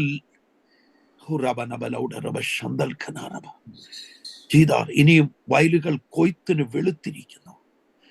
ഗ്രാമങ്ങൾ തോറും പ്രസംഗിച്ച യേശുവിനെ പിൻപറ്റാൻ വേല വളരെയുണ്ട്. സത്യം, വേലക്കാര് ചുരുക്കം എന്ന് പറഞ്ഞ കർത്താവിന്റെ ദൗത്യം. പോകുവിൻ, സകല ജാതികളെയും ശിഷ്യപ്പെടുത്തി സ്നാനപ്പെടുത്തുവിൻ എന്ന ദൈവത്തിന്റെ വചനം ഇനിയും ഞങ്ങളുടെ ഭാരതത്തിന്റെ സ്റ്റേറ്റുകളെ പിടിച്ചെടുക്കാൻ, ഇവരിൽ ഈ കേൾവിക്കാരിൽ ചിലരെ പട്ടണങ്ങളുടെ അധിപതികളാക്കണമേ, ചിലരെ സ്റ്റേറ്റുകളുടെ അധ്യക്ഷന്മാരാക്കണമേ. Door to door, house to house. കർത്താവേ സ്തോത്രം. Person to person. ഓ സ്തോത്രം. അല്ല, ക്രൗഡ് പുള്ളേഴ്സായ പബ്ലിക് മീറ്റിംഗുകൾ എങ്ങനെ നീ ഉപയോഗിക്കാൻ ആഗ്രഹിക്കുന്നു, പങ്കാളിത്തം വഹിക്കാൻ സഹായിക്കണമേ. തീരുമാനമെടുക്കുവാൻ സഹായിച്ചതിനായി, പരിശുദ്ധാത്മാവ് നയിച്ചതിനായി സ്തോത്രം. ഫിസിക്കൽ, മെന്റലായി, സ്പിരിച്വലായി എന്തെങ്കിലും വേദനകൾ അവരെ അസ്വസ്ഥപ്പെടുത്തുന്നെങ്കിൽ അതിൻ്റെ മേലും വിടുതൽ നൽകണമേ. ഒരിക്കൽ കൂടെ അരോമ ടിവിക്ക് വേണ്ടി അതിനാവശ്യമുള്ള, നിന്റെ ദാസന് ആവശ്യമുള്ള ബുദ്ധിയും ജ്ഞാനവും കൊടുക്കണമേ. അനദർ ലെവലിലേക്ക് നയിക്കണമേ. എന്ത് സ്റ്റുഡിയോപരമായിട്ടോ ഏതെങ്കിലും വിധത്തില് കർത്താവെ തൻ്റെ ഫൈനാൻഷ്യൽ നീഡുകളിൽ താൻ ഭാരപ്പെടുന്നെങ്കിൽ കർത്താവെ ഈ വർഷത്തിന്റെ ആരംഭത്തിൽ തന്നെ കർത്താവെ സ്തോത്രം ചില മിറാക്കുലസ് വേസ് ഉണ്ടാകണമേ എന്ന് ഞാൻ യേശുവിന്റെ നാമത്തിൽ പ്രാർത്ഥിക്കുന്നു. പ്രാർത്ഥന കണ്ടതിനായി സ്തോത്രം. ഞങ്ങളുടെ ഭാരതത്തിന് വേണ്ടി പ്രാർത്ഥിക്കുന്നു, എൻ്റെ രാജസ്ഥാൻ വേണ്ടി പ്രാർത്ഥിക്കുന്നു, നോർത്ത് ഇന്ത്യക്ക് വേണ്ടി പ്രാർത്ഥിക്കുന്നു. സ്തോത്രം യേശുവിൻ നാമത്തിൽ തന്നെ. ആമേൻ, ആമേൻ. Thank you pastor. Thank you പ്രിയ യോഹന്നാൻ അങ്കിൾ. അനുഗ്രഹിക്കപ്പെട്ട ജീവിതാനുഭവം, ദൈവം നടത്തിയ അത്ഭുതകരമായ വഴികളെയും കുറിച്ച് ദൈവനാമ മഹത്വത്തിന് വേണ്ടി അരോമ ടിവിയുടെ വ്യൂവേഴ്സിനൊപ്പം പങ്കുവയ്ക്കുവാൻ സമയം വേർതിരിച്ചതിന് കർത്താവിന്റെ ദാസനോട് കുടുംബത്തോടുള്ളതായ നന്ദി സ്നേഹത്തിനടുത്ത് അറിയിക്കുന്നു. ദൈവമായ കർത്താവ് ധാരാളം അനുഗ്രഹിക്കട്ടെ. കർത്താവിനോട് ഏറെ മുന്നോട്ട് ഓടുവാൻ ദൈവം ആ കാലുകൾക്ക് ബലമേകട്ടെ എന്ന് ആശംസിക്കുന്നു, പ്രാർത്ഥിക്കുന്നു. അതുപോലെ തന്നെ ഞങ്ങളെ കേട്ടുകൊണ്ടിരുന്ന വ്യൂവേഴ്സിനുള്ളതായ നന്ദി സ്നേഹത്തിനടുത്ത് അറിയിക്കുന്നു. തീർച്ചയായിട്ടും നിങ്ങൾക്ക് ജീവിതാനുഭവങ്ങൾ, ദൈവം നടത്തിയ അത്ഭുതകരമായ വഴികളെ കുറിച്ച് അനുഗ്രഹമായി തീർന്നുവെങ്കിൽ തീർച്ചയായിട്ടും നിങ്ങളുടെ പ്രിയപ്പെട്ടവർക്ക്, സുഹൃത്തുക്കൾ കൂടി ഷെയർ ചെയ്ത് കൊടുക്കൂ. അവരും കേട്ട് അനുഗ്രഹിക്കപ്പെട്ട് അതിലൂടെ ദൈവനാമം ഇപ്പോഴും മുഖാന്തരമായി തീരുമല്ലോ. മാത്രമല്ല നിങ്ങളുടെ വലിയ അഭിപ്രായങ്ങളും നിർദ്ദേശങ്ങളും കമന്റ് ബോക്സിൽ നിങ്ങൾക്ക് രേഖപ്പെടുത്താവുന്നതാണ്. അതുപോലെ തന്നെ നിങ്ങൾക്കൊരു പ്രാർത്ഥനാ വിഷയമുണ്ട്, ഞങ്ങളുമായി ബന്ധപ്പെടുവാൻ ആഗ്രഹിക്കുന്നെങ്കിൽ സ്ക്രീനിൽ കാണുന്ന വാട്സപ്പ് നമ്പർ ഞങ്ങളെ അറിയിക്കും. ഞങ്ങൾ നിങ്ങൾക്ക് വേണ്ടി പ്രാർത്ഥിക്കാം. അടുത്ത അനുഗ്രഹിക്കപ്പെട്ട ജീവിതാനുഭവമായി വീണ്ടും കാണുമ്പോഴേയും എല്ലാ പ്രിയപ്പെട്ടവർക്കും good bye. God bless you all. ആമേൻ. ഓർമ്മയുടെ മനോരഥത്തിൽ മായാത്ത ഓർമ്മയ്ക്കായി അരോമ മാട്രിമോണിയിൽ നിന്നും ജീവിത പങ്കാളിയെ കണ്ടെത്തൂ.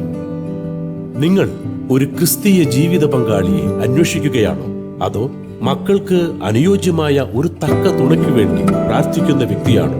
എങ്കിൽ അരോമ മാട്രിമോണി നിങ്ങൾക്ക് വേണ്ടിയാണ്. ഇന്നു തന്നെ സൗജന്യമായി രജിസ്റ്റർ ചെയ്യൂ. അരോമ മാട്രിമോണിയുടെ പ്രത്യേകതകൾ: രജിസ്ട്രേഷൻ തികച്ചും സൗജന്യം. ലോകത്തെവിടെയുമുള്ള അനുയോജ്യമായ ക്രിസ്തീയ ജീവിത പങ്കാളിയെ തിരഞ്ഞെടുക്കാം. വിവാഹം നടക്കുന്നതുവരെ സർവീസ് ലഭിക്കുന്നു. ഏറ്റവും ചെറിയ പാക്കേജുകളും തിരഞ്ഞെടുക്കാം.